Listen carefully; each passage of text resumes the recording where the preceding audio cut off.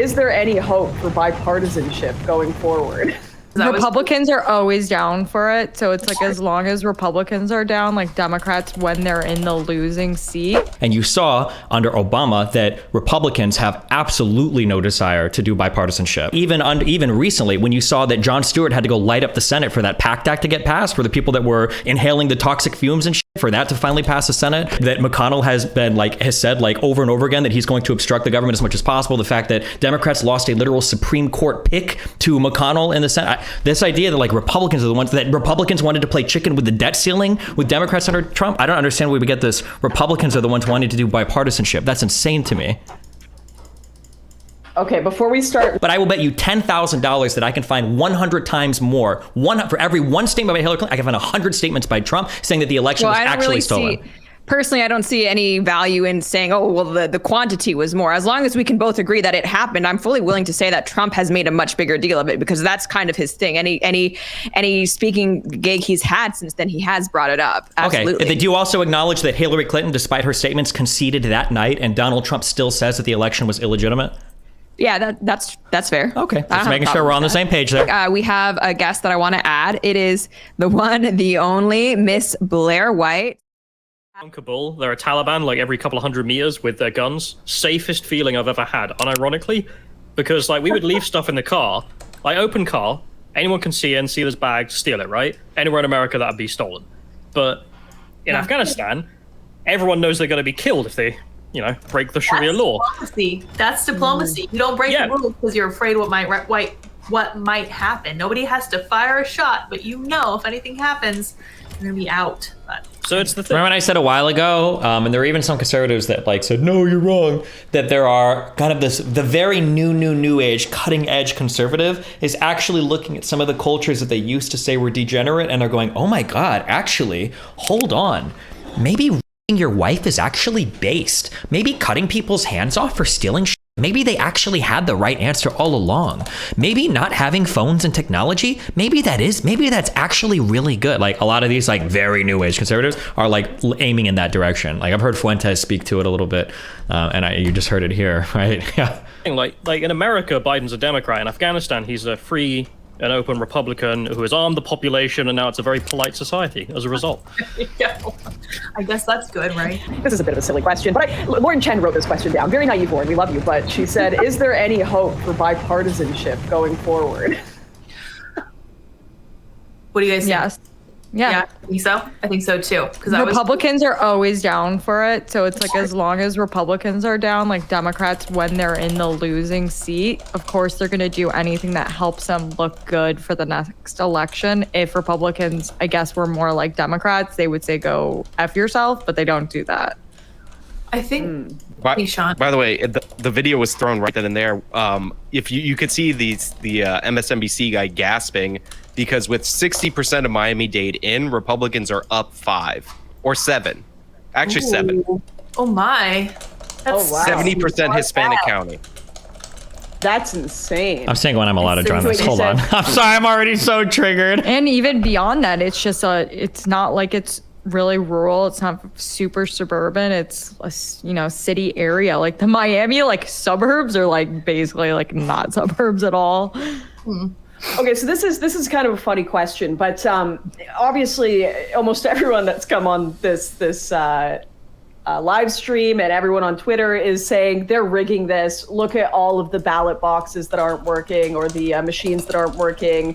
All of this shenanigans going on in the background.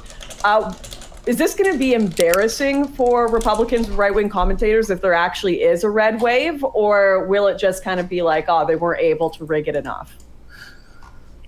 It'll probably be the latter. To be honest, I'm not entirely convinced by one thing goes wrong and everyone says, okay, well, that's completely rigged, right? It's sometimes yes, but to be honest, as we mentioned earlier, the United States election infrastructure seems to be such a shit show of just nothing fucking works. Your fucking voting machine. Why have you got voting machines? Just do it on paper. They clearly don't work. Everything keeps breaking. So it's the point of everything's so broken anyway that no matter how competent the people are, frankly, the whole system's so that nobody's going to end up trusting them anyway. So like with rigging or not, it's still a shit show. Well, it's also Republicans create a self-fulfilling prophecy. They tell their voters not to vote by mail, not significantly higher. So then people are like, oh my God, they rigged it for us this day. It's like, listen, the government's incompetent. Every state runs their own election system. There's no universal system in our country. Somebody's going to bungle it. So vote at your earliest opportunity. Don't be an idiot. I think that you're either going to have to decide if you're going to be okay with them counting for a few extra days. What were the two biggest things that Republicans like? One was the threatening the debt ceiling. Just because she said Republicans are always down for bipartisanship. So one was the threatening of the debt ceiling. The other one was it was Republicans who wouldn't come together for the 9/11 bill, for the firefighters and stuff, right? Where Stewart had to go and petition the government. Christina King will tell you from VFW. She sat in an office with Mitch McConnell and a war veteran from Kentucky, and he looked that man in the eyes and he said, we'll get it done. And he lied to him. Because Mitch McConnell yesterday flipped. Hold on, what was Garland's quote? Garland, Obama, not pass. I think Garland literally, didn't he explicitly say,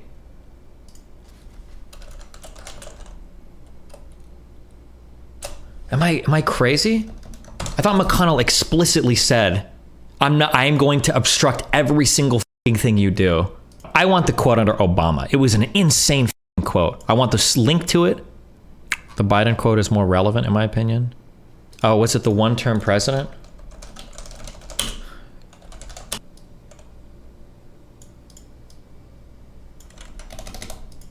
And it was the McConnell quote. Thank you. After election day, because that's what you get when you have a bunch of absentee ballots. When you have a bunch of mail-in voting, they have to count for longer. It just takes longer. So I think you need to either pick your poison. You can either tell everyone to go on election day and trust that everything will go smoothly, which is not something that I trust at all, because even state governments are incredibly incompetent and they mess stuff up like they did in Maricopa County earlier today. By 10 a.m. my time, they were already having all these issues with these machines. And I was like, this does not bode well. But I think that if you are going to tell people to send in mail-in ballots and do the absentee ballots, you have to be okay with them waiting, which then opens up a whole different, can of worms when it comes to are they rigging it? Are they like doing sneaky things with the absentee ballots? I don't know. It's kind of 6 of one, half dozen of another. Neither one's great, but. So I put a link in the chat. I know we can't get it up, but just I graphed back when 2020 happened the share of postal votes that made up the vote.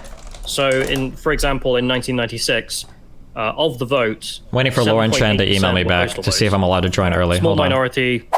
All right. Well, hello. It's been a minute, Stephen. Welcome. He doesn't look happy. I just heard a lot of interesting stuff being talked about in here. Just a lot of. Yeah, you gotta get in here. Yeah, I just wanted to pick your guys' brains on a lot of the really fascinating things going on in here. Yeah, what are you feeling so far about the elections? Everything you're seeing on Twitter. Oh wait, you're not on Twitter. Oh no.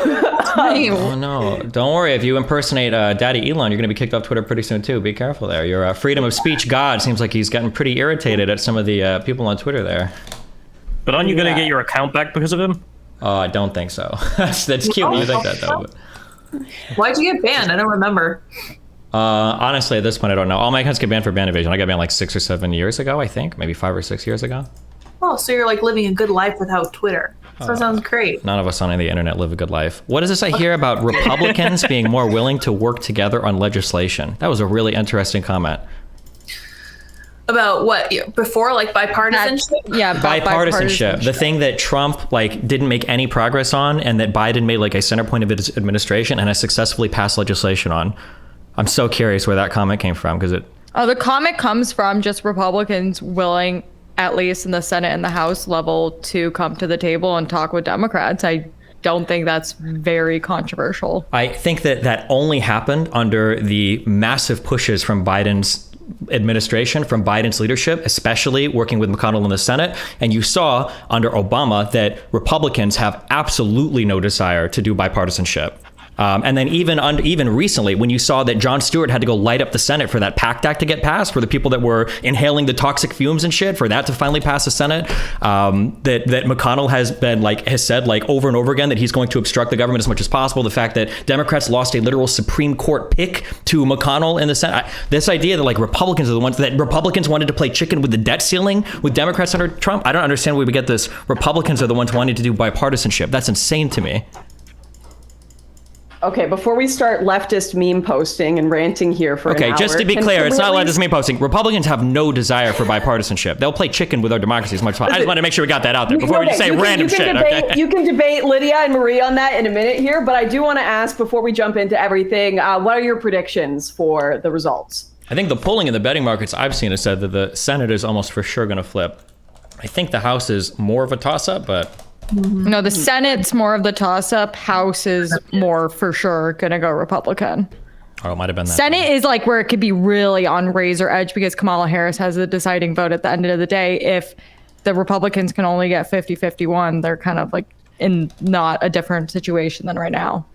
And from a leftist progressive perspective, if things do flip red, let's say the red wave happens, as many are predicting, what would you say are the central reasons for that? I think the economy is probably the big one on people's minds right now. And I think people are probably pretty unhappy about the economic stuff that's happened over, especially the last 6 months. Mm-hmm. What happened the last 6 months in your view? Inflation has been a huge one. I think gas prices and cost of groceries and stuff, these are the things that Americans have hand-to-hand interaction with, as much as more than any other type of international politics or anything. I think that Biden took a huge hit in the polls when the Afghanistan stuff happened as well. So for as little as Americans care about foreign politics, that was probably one for them. But yeah, I would say that probably... Not good optics on that one for sure. Not good optics, but he did get us out, which was more than I can say for Daddy Trump. Thank fuck God. Yeah. Do you think that the Inflation Reduction Act actually reduced any inflation? Was that just the name? What's going on there? The goal is to reduce inflation, but the entire world is facing inflation right now. I don't know how much power we have via legislation, waiting for interest rates to rise in the Fed to see what happens. But do you think also most countries in the world did similar things during COVID? Didn't they all pursue very similar monetary policy? Maybe that's why they're facing similar consequences, because in the 08-09 issue, Canada didn't face what the US faced because they didn't actually engage in the same monetary policy and the same financial tools that were going on. So you don't think that might be why everyone's facing the same thing, because they did all the same monetary policy? Wait, hold on. Let me check for two things. Are you saying that Canada didn't do any sort of stimulus during the coronavirus stuff? Okay. That's not what I said. I said the last recession.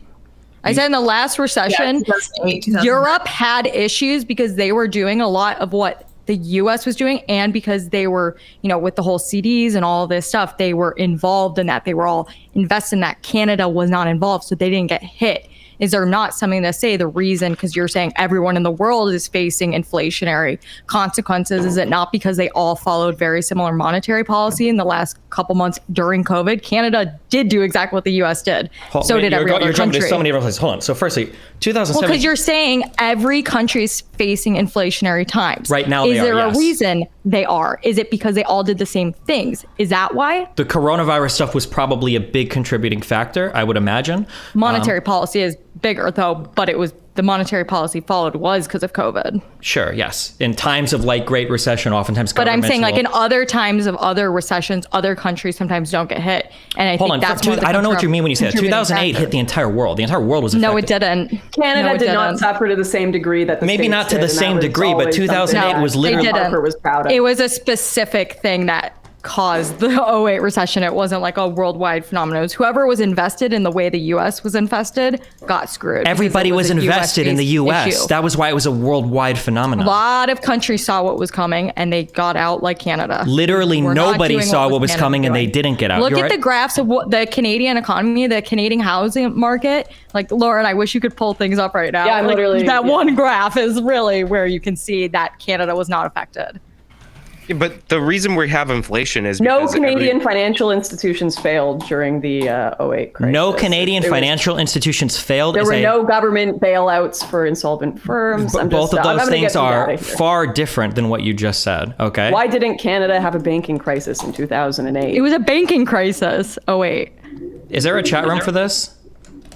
Yeah, Yeah, you can go into the private chat. Okay, so here's the GDP growth for Canada. Over the past 50 years, it hit its biggest reduction in 2009.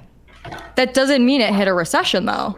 I don't know. Oh, shit. Like, that's I don't a know how to different communicate thing. to you. Oh shit, I'm gonna lose my fucking mind tonight. Okay. Anyways. Okay, hold on. Wait. I want to hear this one more time. I just want to hear this on the record. Can you say 2007, 2008? That wasn't a global crisis. That was just the United States. It was a global crisis because of the United States, but it didn't hit every country like it is now. Like it is now. Why do you keep saying like it is now? It's a totally different thing.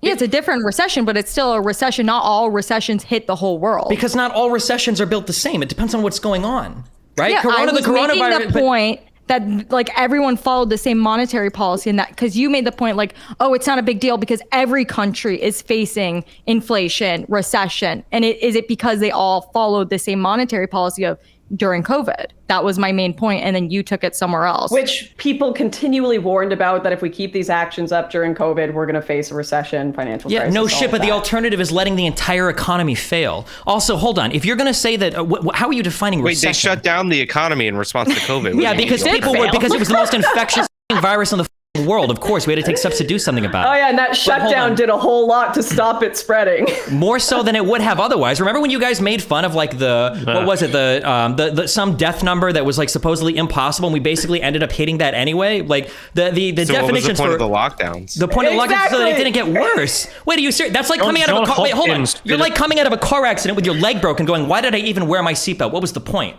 Hold on. I want to hear that. Wait. Are you like Sean, do you think that the lockdowns did nothing to prevent infection or death? I just want to hear that. Close to. Okay, John Lauren Hopkins thinks that. I know University that Lauren's a says dog nothing. when it comes to anything having to do with medicine. Sean, do you think that? I want to hear Sean. I respect your opinion. I think if you look at the top line projections early on in the virus for deaths in the United States of America, we hit that and destroyed our economy. Okay, so I want to hear you say clearly, do you think that the lockdowns, none of that had any impact whatsoever? Maybe they distributed some of the deaths and infections, which originally was the goal for 14 days, but I don't think it reduced any deaths significantly. Okay, so lockdowns did nothing. If I show you any study that says what he said. that they didn't have a significant impact on in the top line projections, where I'm pretty sure over like 3 million dead. Quoted one, John Hopkins. Callum, it's the only major one that's been done. It's the John Hopkins Institute for Applied Economics, blah, blah, blah, blah. They're the only one that have done a significant one on lockdowns, and their conclusion was not significant impact. But regardless of whether or not the lockdowns were effective, the reason we had inflation is because we shut down the productive capacity of the economy.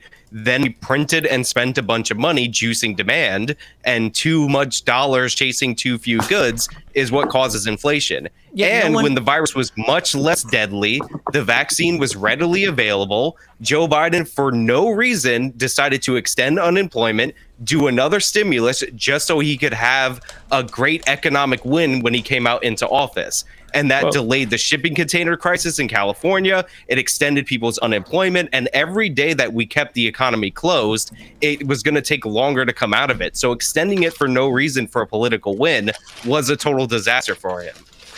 Well, the argument is surely that it's worth it to save the lives, but the evidence now is that it didn't save any lives. So but the argument is that following the coronavirus lockdown, obviously we're going to do stimulus. What I don't understand is why stimulus is only ever criticized. Like, it was justifiable under Biden. If we were doing the lockdowns, it was justifiable. I read the Globalist Times, the Financial Times.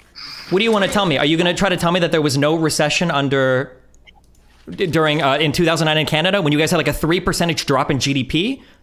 It doesn't mean there's a recession. What do you think a recession is? I'm sorry. Holy shit. I remember last. No, I want to hear you tell me what a recession is. Like, I was on a panel with you, and you said we weren't even in a recession. Because you said, "Oh, there's not enough people losing their jobs for a recession." Could you acknowledge how you're pivoting away? You're the pivot master. It's like the WNBA in here. Holy shit! I thought you guys hated women's sports. Oh my god.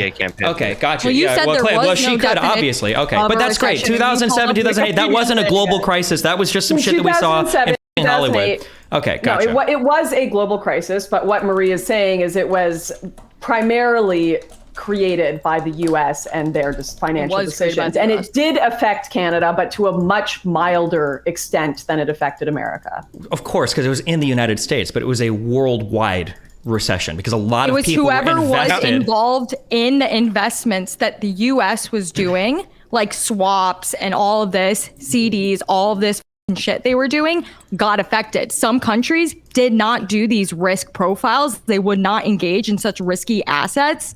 They didn't do that. So countries that didn't do this didn't have these issues as much. There was a rippling effect when the largest economy in the world is like so screwed. The whole financial system collapsed, basically.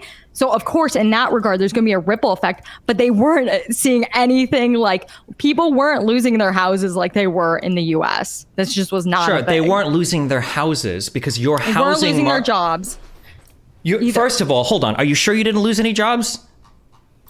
I'm not saying zero jobs. You were not seeing, and in the US, you were really only losing jobs in the sectors that got hit, like finance. Most people were fine. It was really just few markets in the US got really screwed. But because of how large those industries are in the US, that was the big issue.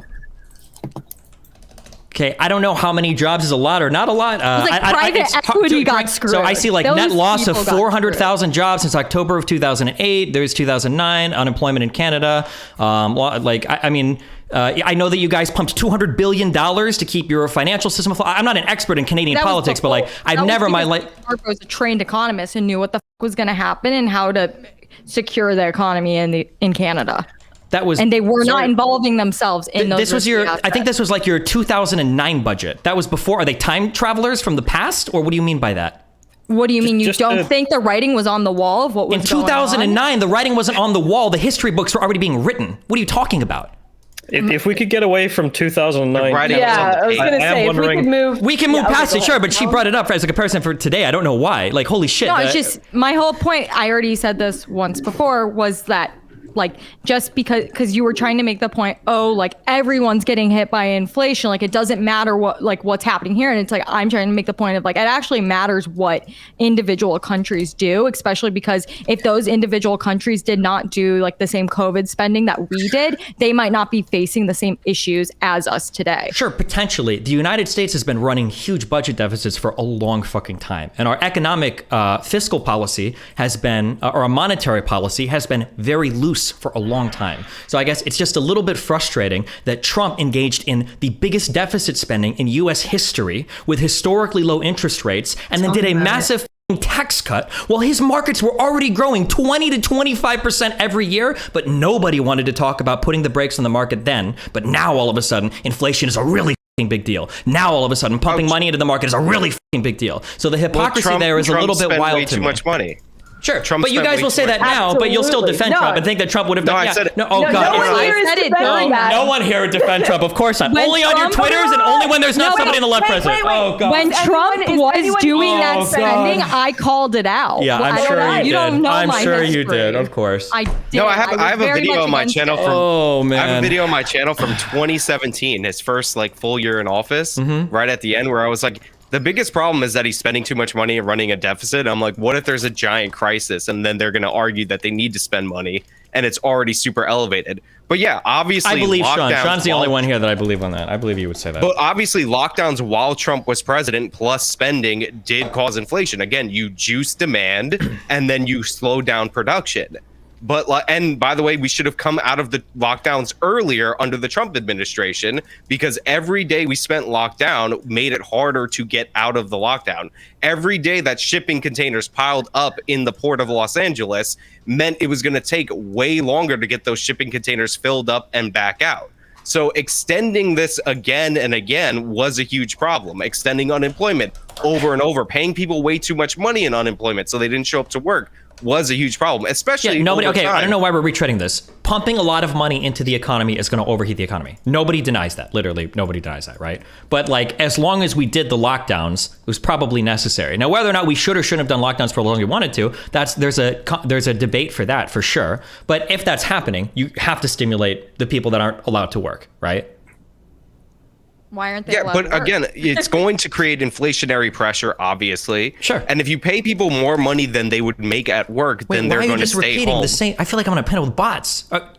Do you want to repeat it again? Like, if you give a lot of money, it's going to create an upward pressure on price. Yeah, I agree. Of course, if you give people a lot of money and they're not working, you're causing inflation. Yeah. You said you have to help the people that don't go to work, right? Because they can't go to work because there's a lockdown. Yes. But we were paying people who would have went to work more money to not work, which is beyond helping them. Yeah, I don't disagree. We did a lot of stimulus. Some states ended UI early to see if it would boost labor force participation. I don't think that ended up helping. But yeah, there are good arguments to be made that some of the lockdown should have ended earlier, or some of the stimulus was maybe too much. I think the United States, I think it was only Japan that gave as much money in stimulus as the US did per capita. Like, yeah, we gave a lot of fucking stimulus. Panification of the world. And there's other problems outside of our control, like China's zero COVID policy, where they shut down giant cities that produce a ton of goods. Like, that didn't help the supply chain issues either. And right now they're locking down again, and supply chain issues may present themselves again. They have to pay people in these Chinese factories today. They're offering them 3 times their pay if they'll sleep in the factory because they have to be on lockdown. That's how like fucking crazy it's getting in China again.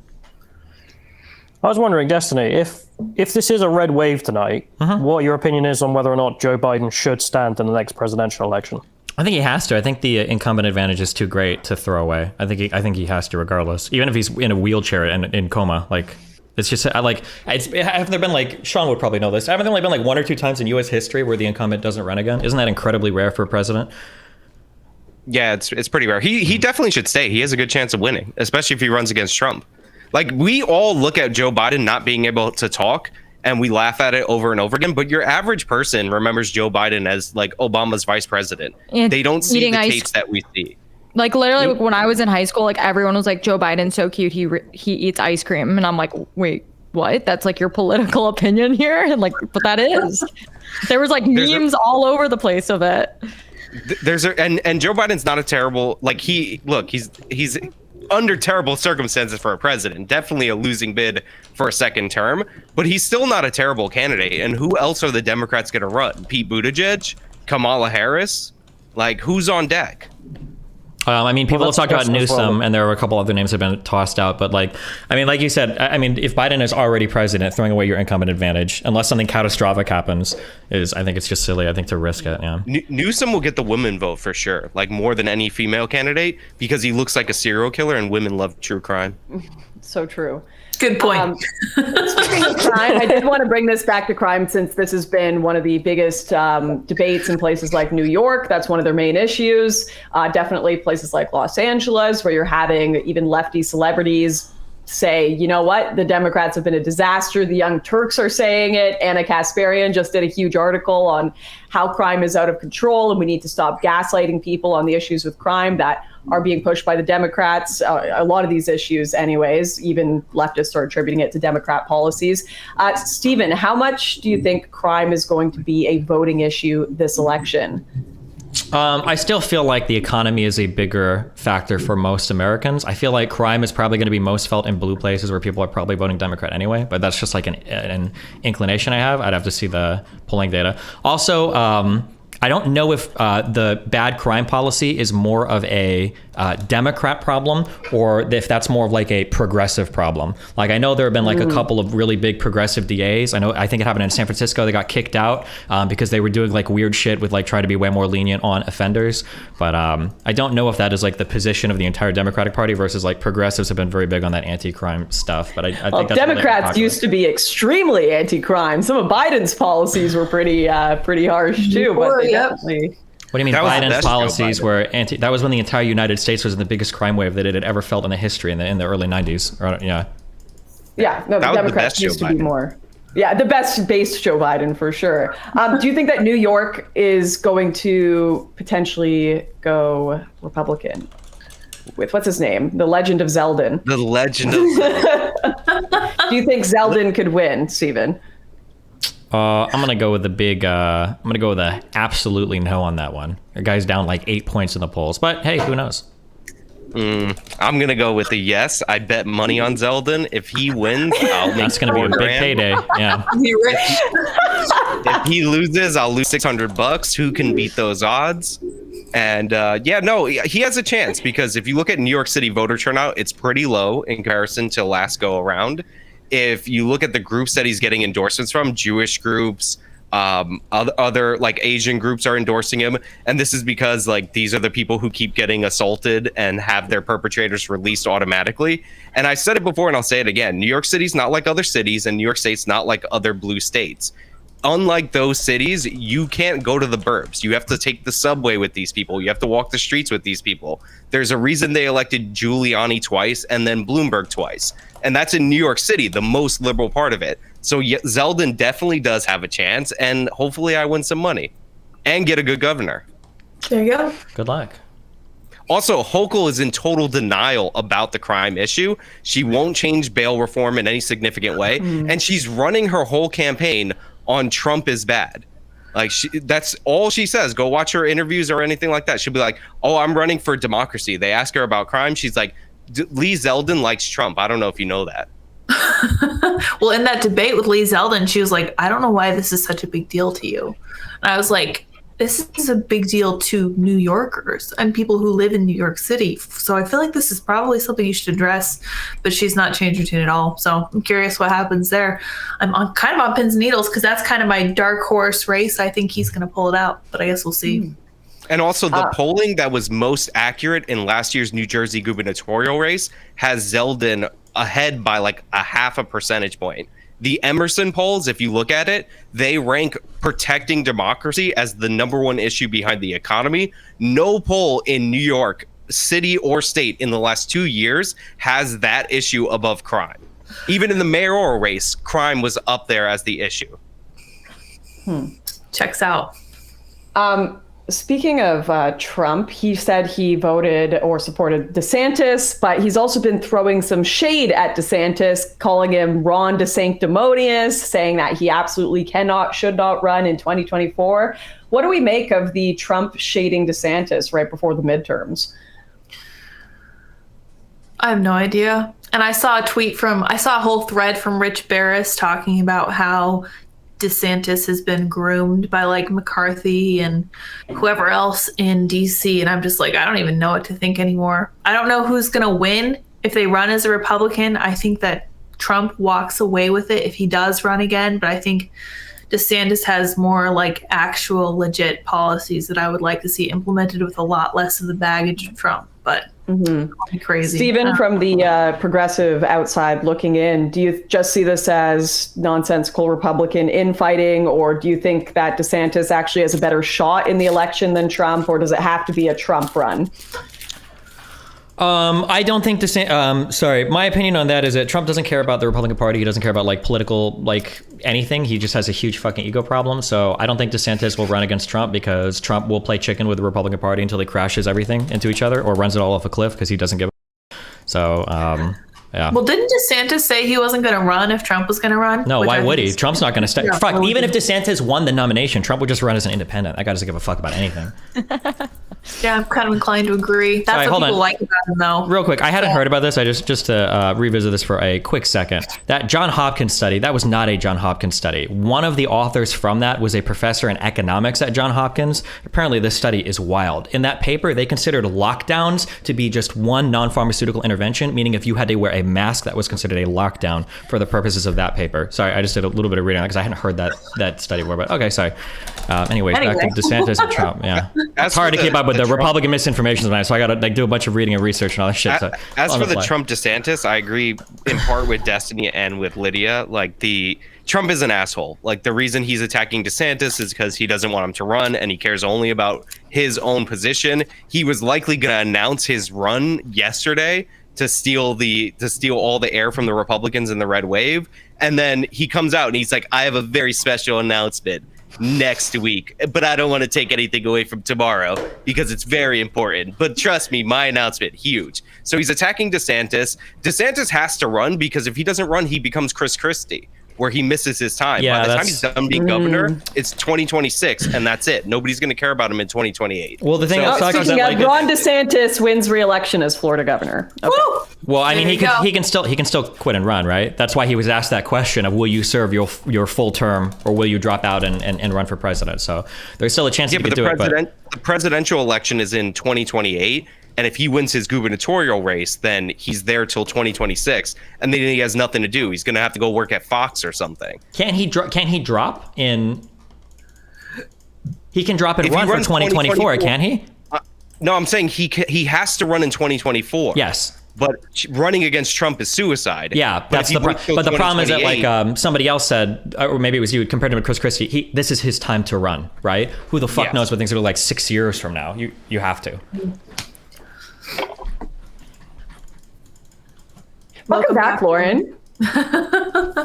I'm talking. Lauren, you're muted. Sorry, muted. Yeah, sorry. Hi, guys. Things are sounding fiery. Love to see it. Love to see it. Yeah. Actually, to get things even more fiery, Stephen, what do you think of the claims people are making about places like Arizona, New Jersey, a few of the counties that are having machines not working, not running the day of the election, and people saying this is some shady tin pot country business? And by people, I mean myself. I think that it is. I think that the Trump injection into your minds of election fraud, of seeing election fraud around every single fucking corner, is probably the single most destructive thing that has happened to this country in the past 6 years. More than lockdowns, more than COVID-19, more than inflation, more than any other thing. I don't think we're ever going to trust another U.S. election because of how much he has hyped you guys up on election fraud. But it's not just the right. The View were just talking about how they think that there's fraud issues. There have been a bunch of left-wing channels and commentators coming out saying that they don't trust the election anymore. It's actually not just the right. Yeah, it wouldn't surprise me if a lot of people were saying it now. But of course, I mean, Trump was the one that paraded this information from a higher pulpit than anybody else has in the history of or at least I in my wouldn't say lifetime. that. Hillary Clinton was very, very coming out after the election saying, oh, this was stolen, et cetera, et cetera. I mean, and she didn't. Lauren Chen, I will bet you $10,000 right now that I can find 100 times more statements by Donald Trump than by Hillary Clinton about whether or not an election was stolen. $10,000. I'll donate it to any conservative thing you want if you want to do it. Because to compare the two statements that Hillary Clinton made, she said something dumb in that interview, like an illegitimate election or he's an illegitimate president. It was dumb, but I will bet you $10,000 that I can find 100 times more. For every one statement by Hillary Clinton, I can find 100 statements by Trump saying that the election was actually stolen. Personally, I don't see any value in saying, oh, well, the quantity was more. As long as we can both agree that it happened, I'm fully willing to say that Trump has made a much bigger deal of it because that's kind of his thing. Any speaking gig he's had since then, he has brought it up. Absolutely. Okay. Do you also acknowledge that Hillary Clinton, despite her statements, conceded that night and Donald Trump still says that the election was illegitimate? Yeah, that's fair. Okay. Just making sure we're on the same page there. Okay. Yeah. But I mean, the thing that bothers me, though, is that, okay, Hillary Clinton, the left, they often talked about things like, oh, Russia, this. It wasn't called undermining democracy when they were doing it. And you know what? If there was Russian interference, absolutely, that should be investigated. You don't want that to happen. Wait, but there was.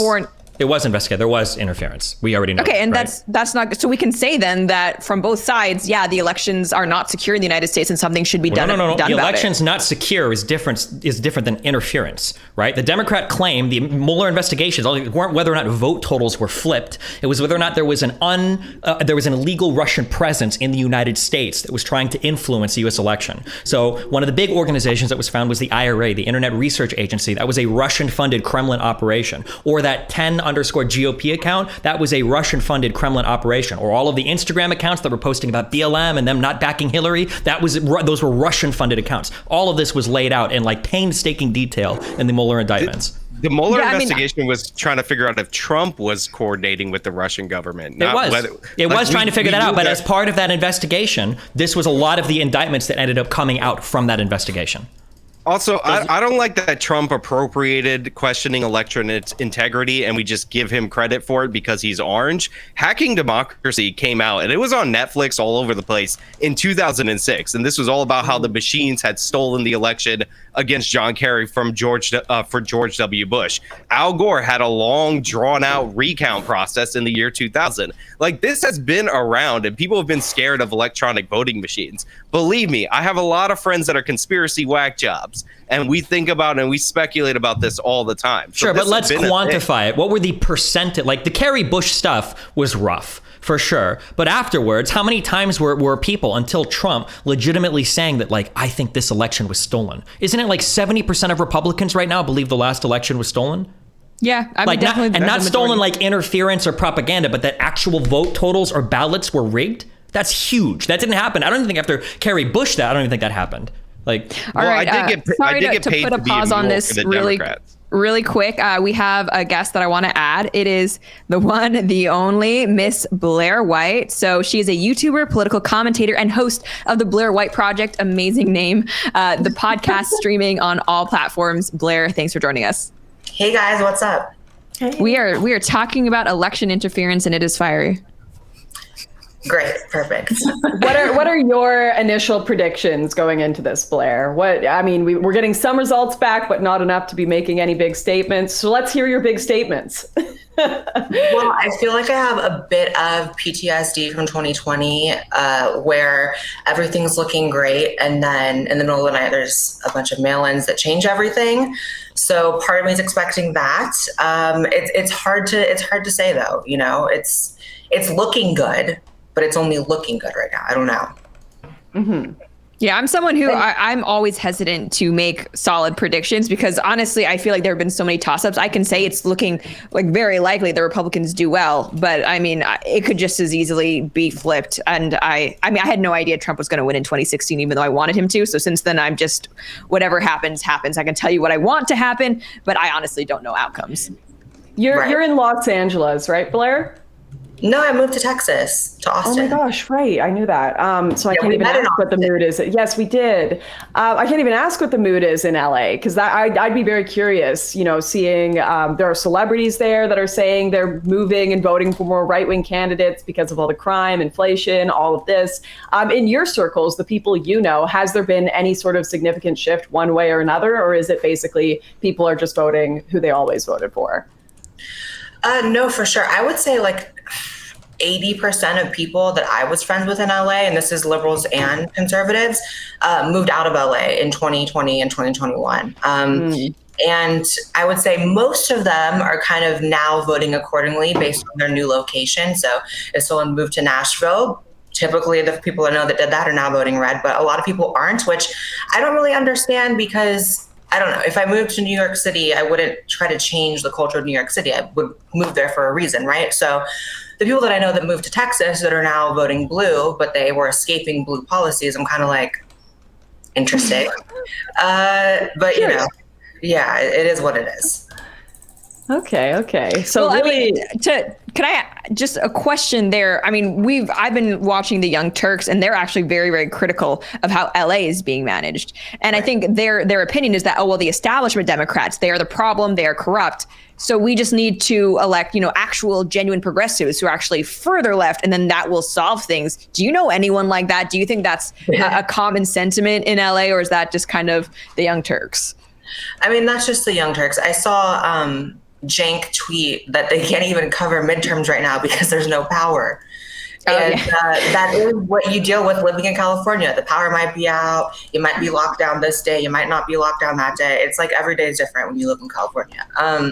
Wasn't it like 1 or 2 years ago when like half of like Southern Texas lost power because their fully privatized grid completely and totally and utterly failed? Listen, it's not a power grid measuring contest. All right, I was just checking. I thought that happened, but I didn't live in Texas, so I'm not sure. You know, if they had that problem recently or not. We're just talking about Jank not being able to make his living on election night because there's no power in his city. Okay. And there's absolutely issues everywhere. I could sit here and list the issues with Texas, but having lived my entire life in California, there's really not any comparison as far as the quality of life, in my opinion. But you know, there's a reason why I moved here because I typically enjoy.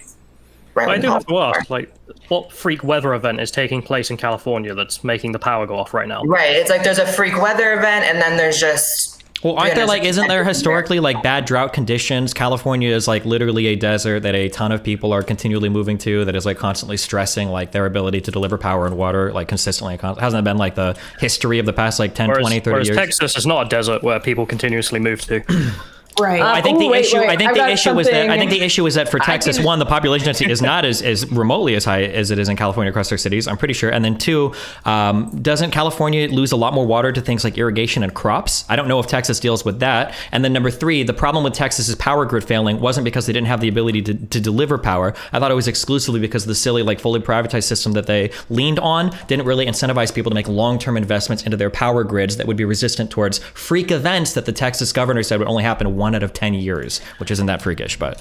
Sorry, back to election stuff. As a Latinx man from Miami, what do you think of the large Latinx voters going red in that area? It's not surprising to me at all because the progressives need to be ejected like the cancer they are from the Democratic Party, and treating all brown people coming from south of the border like people that are immediately going to love to shit on cops, they're going to love crime, and they're going to love socialism is just the cringiest shit in the world. So the sooner Democrats figure out how to do that, how to eject them into another party, the better the Democratic Party will be. But thank Lauren, God the progressives have nowhere near the hold on our party that Trump does on the stranglehold on the Republican Party. So, well, I think it's fair to say that the Republican Party is the party of Trump. He had a 98% approval rating. So, comparing MAGA to progressives, it's not really the same because progressives, they are a minority within the Democratic Party, but Trump is the Republican Party, at least for the foreseeable future. Yeah.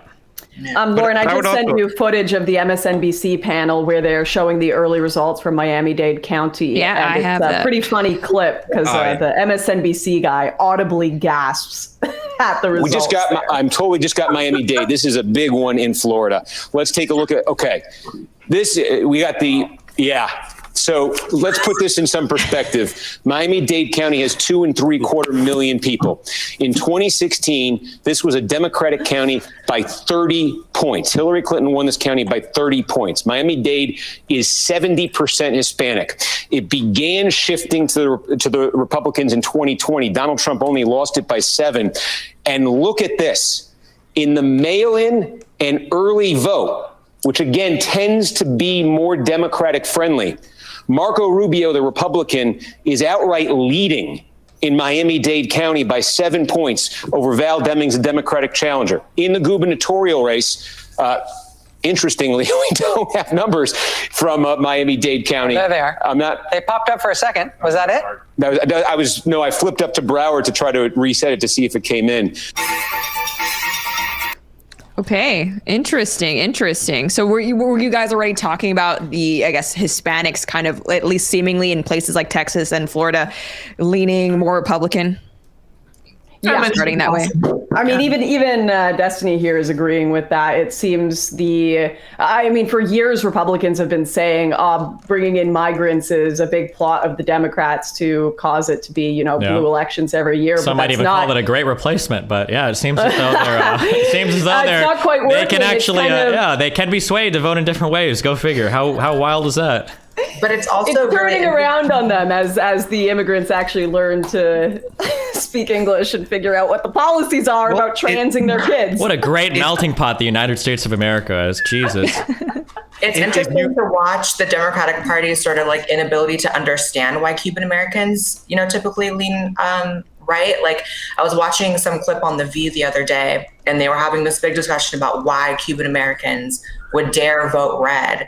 And it just reveals, like, I don't know, I guess they just see them the exact same way as like someone who crosses the border into California or something. It's interesting. My best friend, JC, is Cuban, and listening to his family on FaceTime talk about politics is like a holler, because all they do is like rant about communism, and it's amazing. Well, I think a lot of people might think, oh, well, Cubans speak Spanish and Mexicans speak Spanish, therefore the same, when it's absolutely not true. And I studied Middle East studies when I was in university, because apparently I just had no interest in ever finding a job. But what I've been really paying attention to is what's happening in Dearborn, Michigan, because there's a huge Muslim diaspora over there, and traditionally very solidly Democratic voters, but there's almost like this mini uprising amongst, at least on the local level, Muslims coming out and supporting Republicans, or at the very least protesting some of these left-wing school boards because of the gender ideology that's being presented in schools. Because, politics aside, ultimately, these are groups that have conservative social values. So when you try to make your message all about, things like trans issues and stuff like that, you're not going to resonate with a lot of these voters. It's just like you need to get out of your bubble and realize that leftism worldwide actually does not look like it does in San Francisco.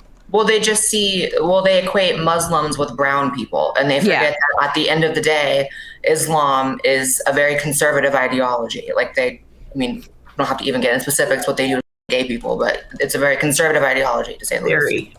Well, then for Cubans particularly. I got to duck out of here before. Bye, Lauren. Good luck. Be careful, bye. Bye, Lauren. Bye.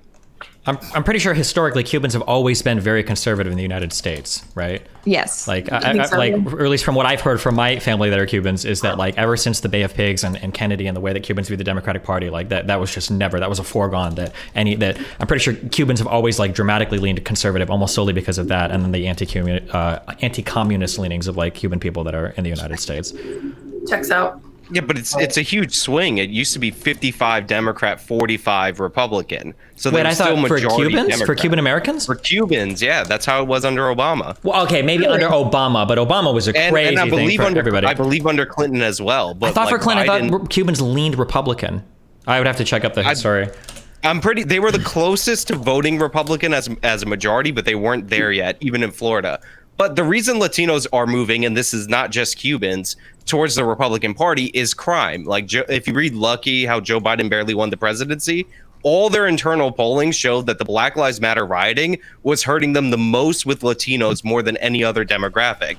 And this is because when you let crime fester in these bad neighborhoods, Latinos live right next door and they don't want to deal with crime. A lot of them left countries because the crime was so terrible that they had to flee their homes, or they descend from people who do that.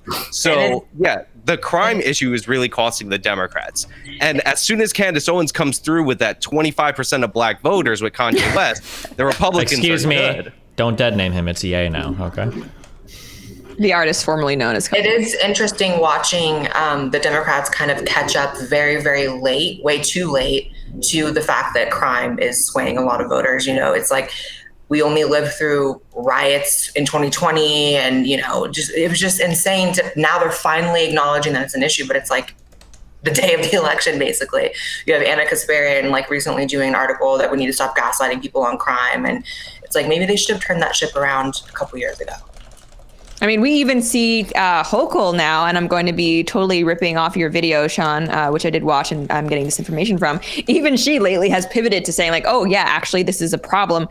Let's try to address it. And I think you're underestimating people's concerns right now if you think that, oh, well, we'll just try to play up, white supremacy, fascism, yada, yada, yada. It's like, yeah, people oppose that, of course, but crime is actually practical. I mean, people worry when they're walking down the street, and it's really hard to convince them that they're safe when they can see it with their own eyes. Right. And you can't unsee certain things. I mean, crime is a huge reason why I left Los Angeles. I mean, there was a point in time where I was living in LA and I could walk to Runyon Canyon or walk down Hollywood Boulevard.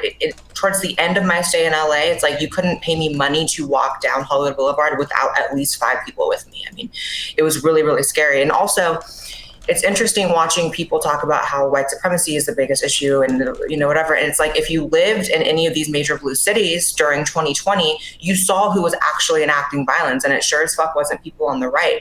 And, you can point to January 6th and shit, but it's like, okay, that's one day, whereas we have like months of rioting all of 2020. And I think people remember that. I certainly will never forget it. Was there crime on Hollywood Boulevard, really?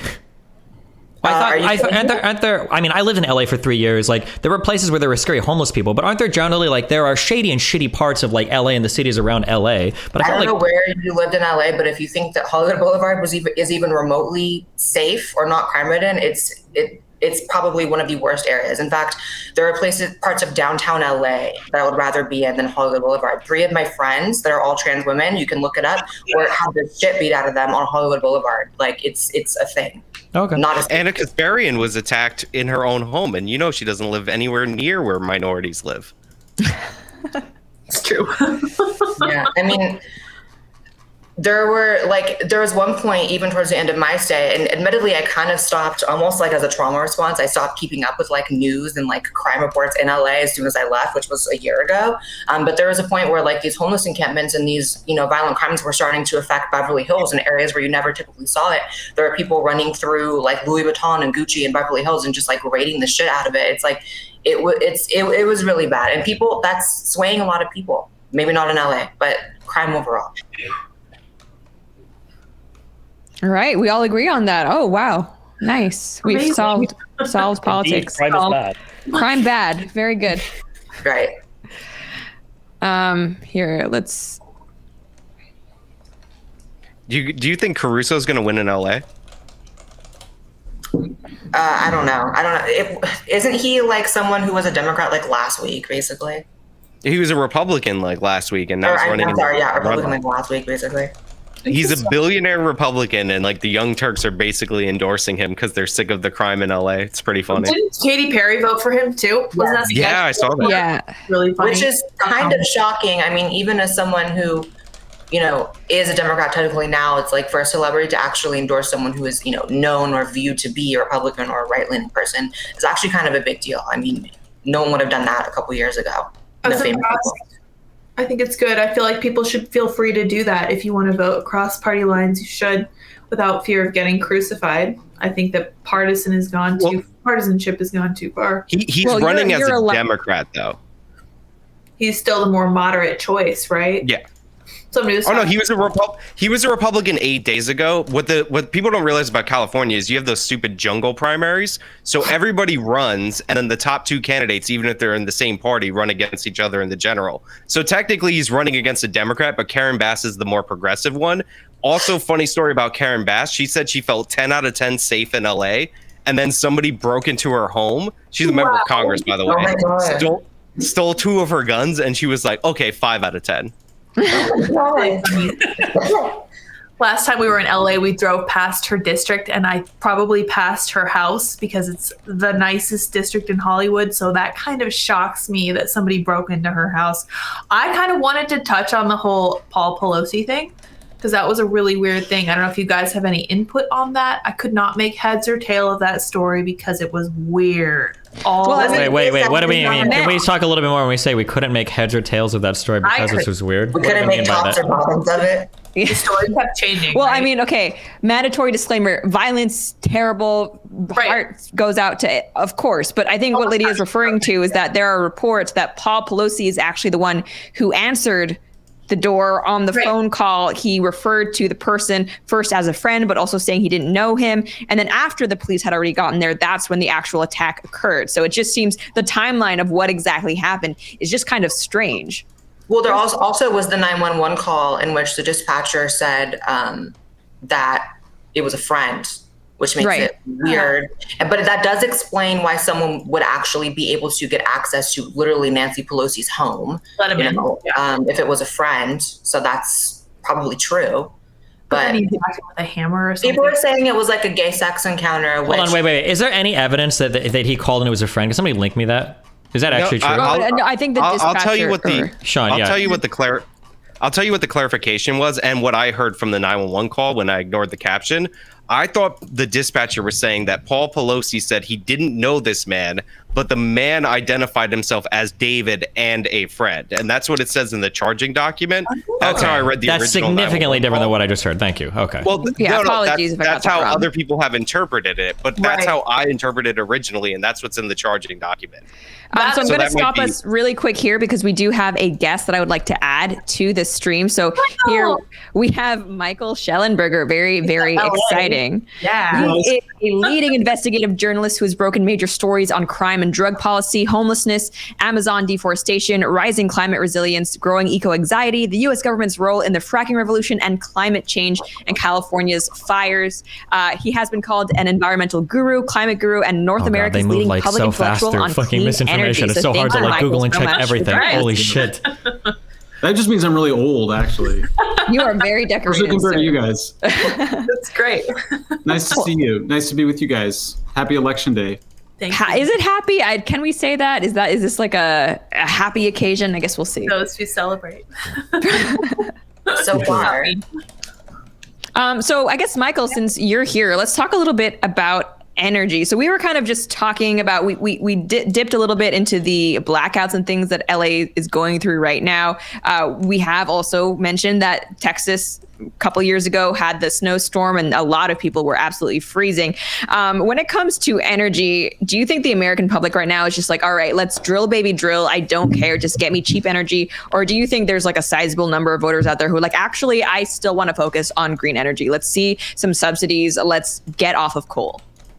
Yeah, for sure. Well, first, thanks for having me on. It's nice to be with you guys. And I just retweeted Anna Kasparian from Young Turks, who you guys may have seen, just tweeted, haven't gone live yet due to a power outage at the studio in LA. The state, and especially this city, absolutely is a case study for corrupt democratic failure. And of course, Anna is a a famous progressive. I'm partial to Anna because she was one of the very few progressives who had me on her show to talk about my last book, San Francisco. So Anna's been engaging more with people that she doesn't agree with on everything, and it's nice to see. Also, her co-host, Sank. Am I saying his name right? Tank. Yeah. Did we just say like 6 different versions of it? Yeah, just wow. That didn't clarify this at all. I think it's Jank, right? Isn't Jank, it? yeah, I think so. Jank's like a J. Jank. Yeah, I mean, I noticed that he himself said something quite critical of the progressive candidate in the Los Angeles mayoral election. So that's a race I'm paying a lot of attention to. But yeah, I mean, to your question, there was a very interesting Harvard-Harris poll that was done by Mark Penn that came out a couple of weeks ago. You guys might have seen it. I thought the most interesting question was, they said, do you blame woke politicians for crime increases? Which is, I think, maybe one of the first times I've seen like the word woke used in a poll. I asked my 82-year-old mother whether she knew what woke meant, 83-year-old. And she was like, what does woke mean? I have no idea what woke is. So I was like, kind of amazing that was even in there. But basically it found 62 or 64%, don't quote me exactly, but it was around 2/3 of voters said that Biden was responsible for higher oil prices. And I think a similar number said that making energy cheap was a higher priority than climate change. So yeah, I think, Lauren, in answer to your question, I would say probably 2/3 of the public would like to see cheap energy as the priority. It's probably always been that way. Those numbers don't tend to change very much. And then there's just a hardcore 1/3 that, really thinks that climate change threatens human extinction, which it simply does not, and there's no science for that. But I think energy is a big part of the story. If you kind of think the 2 big issues in this year's elections are crime and inflation. Aren't there a lot of places that are getting like really hot and reporting like record temperatures and stuff? Or is that? Definitely climate change. So in climate change, we know is causing greater temperature extremes, greater precipitation, and heat waves globally, though not necessarily in the United States. I mean, we have had warmer temperatures over the last 50 years, but the worst heat waves in the United States on record were in the 30s. Well, I think it's not just a matter of having like a couple days or a single heat wave. I think it's average temperatures like over time have been like dramatically increasing in the United States. Like there might have been in the 30s like a really big heat wave, but in terms of like taking like the averages for all these temperatures, they've been increasing pretty significantly over the past 10 years, haven't they? Even in the United States? I mean, global temperatures are definitely increasing, and there's been more heat waves since the mid-century. But like I said, the worst heat waves were pre-1950s. So if I could share my screen, I'll show you the main graph on it. But you can send it to me, and I can share. Actually, can other people share it? I'm a boomer. I'm not sure. It's only you, Lauren. Okay, so if the power, Lauren. Okay, yeah.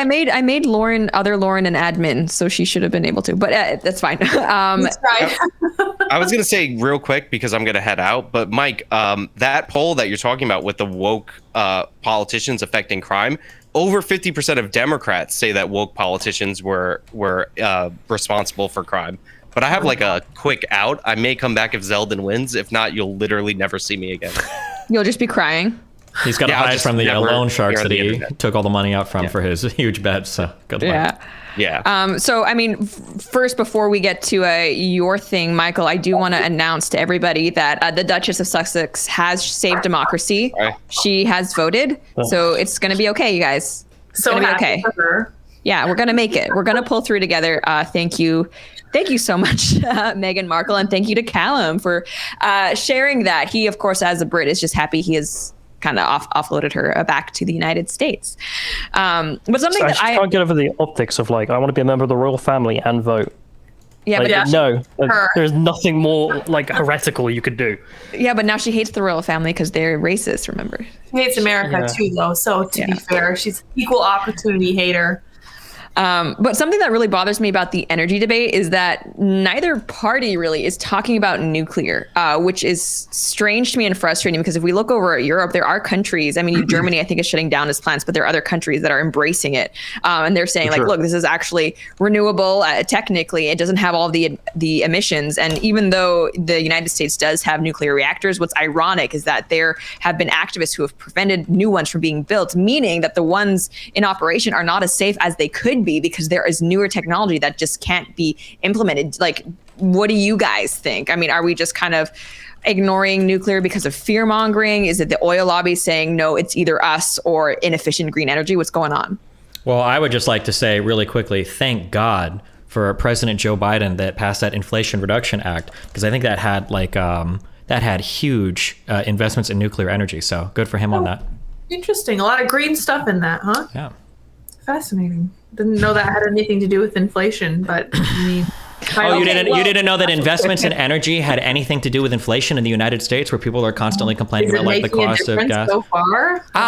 So actually, I'm glad Sour Pouch Kid said that, because that's exactly the problem with nuclear. Is short-sighted voters don't realize that nuclear reactors take a lot longer to pay off for than natural gas, which I think is where a lot of companies are making their big investments in, because you can get a natural gas plant up and running way quicker than nuclear, which takes a lot longer to recoup the investment. So in some ways, I think democratic pressures prevent big investments in nuclear energy being made because it takes a lot longer to see them pay off. So thank you for that contribution. Good point. Appreciate that. Michael, did you have the link you want to share, or are we good? Oh, sure. I can. I was trying to figure out if I can share my screen, and I don't know if that's possible or not. It says, I think I need some special permission. Oh, I can, if you want to send over the link in the private chat. Yeah. Okay, sure. I'll send it over. So I don't have all the facts to head, but just talking about nuclear in Europe, one of the funny things is that the French, specifically EDF, did a fantastic job of investing in nuclear, and they were poised perfectly to actually make tons of money out of the gas crisis we're having because of Russia. And fantastically, being French, they managed to take, I think it's about 50% of their power plants offline in the middle of all this. So they're actually now having to buy energy from everyone else. It's so sad. Because I think France was getting like 80% of their energy from nuclear at one point, weren't they? They were like a huge nuclear producer in Europe. Yes. Why did they back off that? Was that green stuff? Yeah, there was basically, I mean, so there's been a war on nuclear power for 60 years. It's a really concerted effort to shut down nuclear plants. And so in France, they've really neglected the plants. The reason they had to take them offline is there was some corrosion and some rust in some of the pipes that should have been detected if you had just been doing ordinary maintenance. And they just didn't detect it until too late. And so now they've had to shut the plants down and make those repairs. Yeah, if you scroll down there, there should be, there's a slide showing, it says no trend in US heat wave frequency or magnitude. This is a slide deck I created that summarizes the science, the best available science on climate change. And you can see one of the slides there. There it is. Keep going a little bit. I think it's after the hurricanes. There it is.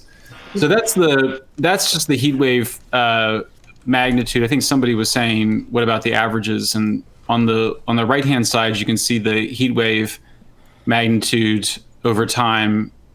And in fact, you see a small increase. You know, sometimes we'll just cherry pick. So they go from, 2000. But what's amazing... Why would we do, just curious, as a data person, maybe you can answer this question. Why would you do the trends in heat waves instead of the average global surface temperature? And how is a heat wave being measured in this particular thing? Well, you can do. I mean, if you go back up to the very top, I mean, in the beginning of I assume that most people know that the planet has gotten 1.15 degrees warmer since pre-industrial temperature. So I say that at the very top. But this one of the things that I'm curious about is, so for instance, if we define a heat wave as an aberration from like the norm temperature or whatever, it seems to me that if there was a warming of the global temperature, that a heat wave would become less possible because it would require a greater increase, a greater delta V of energy in order to actually cause a heat wave, right? Like it could be the case that if the average temperature was 70 degrees, having the temperature rise to 85 would be like a heat wave. But if the average temperature went up to 75, maybe the temperature would have to be even higher for it to be considered a heat wave. I just think measuring in heat waves it seems like a really interesting way to me to measure the data here. I don't know why you would do that. And then also keep in mind too, when you say that an average surface temperature increase of 1.15 degrees Celsius, it's always said that way as a way to downplay the increase in temperature. But that 1.15 C, that's not spread evenly across the entire globe. Right? This is going to be unevenly distributed in different areas of the country that could impact things where like the band of like acceptable temperatures for certain agricultural activities is pretty narrow, no? Well, first of all, when people point out that the world has gotten 1.15 degrees centigrade warmer since pre-industrial temperatures, that's not a way to downplay climate change. That's just what the best available science shows. So, there's some people that want to see temperatures go no higher than 1.5. There's some people that say 2 or whatever, but it's not a way to downplay anything. It's just what the facts are. And then in terms of the heat wave frequency and magnitude, I mean, by the way, this is taken from the U.S. Global Change Research Program's He's not responding at all. He's like Fourth National Climate Assessment. So this is not my data. I did not even make the graphs. These are pulled right from the National Climate Assessment. And so they're looking at heat waves, measured as those warm spells in days and the heat wave magnitude index daily. And it just shows what I was describing. So you do have an increase of hotter days since the mid-century. So you see that on the left from 1960, but the hottest days are still in the 30s. So no one's saying that climate change isn't happening or that the world's not warming. It's just saying that we're not seeing, you can't identify a trend in the United States. Now, you can globally, and you can also identify greater temperature extremes as well as greater precipitation. But you're also looking for the impacts. And so it's not just temperature, you're also looking for, are we getting more hurricanes? Are we getting more intense hurricanes? Are we getting worse floods? And you're trying to understand whether any of those changes are due to more people in harm's way or due to the increased temperatures. So right here, I want to quickly add another guest. We have Robbie Starbuck. Thank you for joining us. He is a former congressional candidate as well as filmmaker, and you describe yourself as America First. So the point that I want to kind of introduce here is that I consider myself like an environmental centrist. I consider myself a conservationist. I love nature. There's nothing more heartbreaking, in my opinion, than seeing a ton of trash in the ocean. And I say that as someone who grew up in Southeast Asia, where pollution is just a huge problem. I am for fining companies that pollute in the water. Because if you ask me, that's a violation of like property rights. You don't have a right to pollute what is everybody's in that very direct way. What I'm skeptical about when it comes to the current day green lobby is that we've even seen them, at least in Canada, start to float and suggest things like capping the number of miles that an individual is able to travel.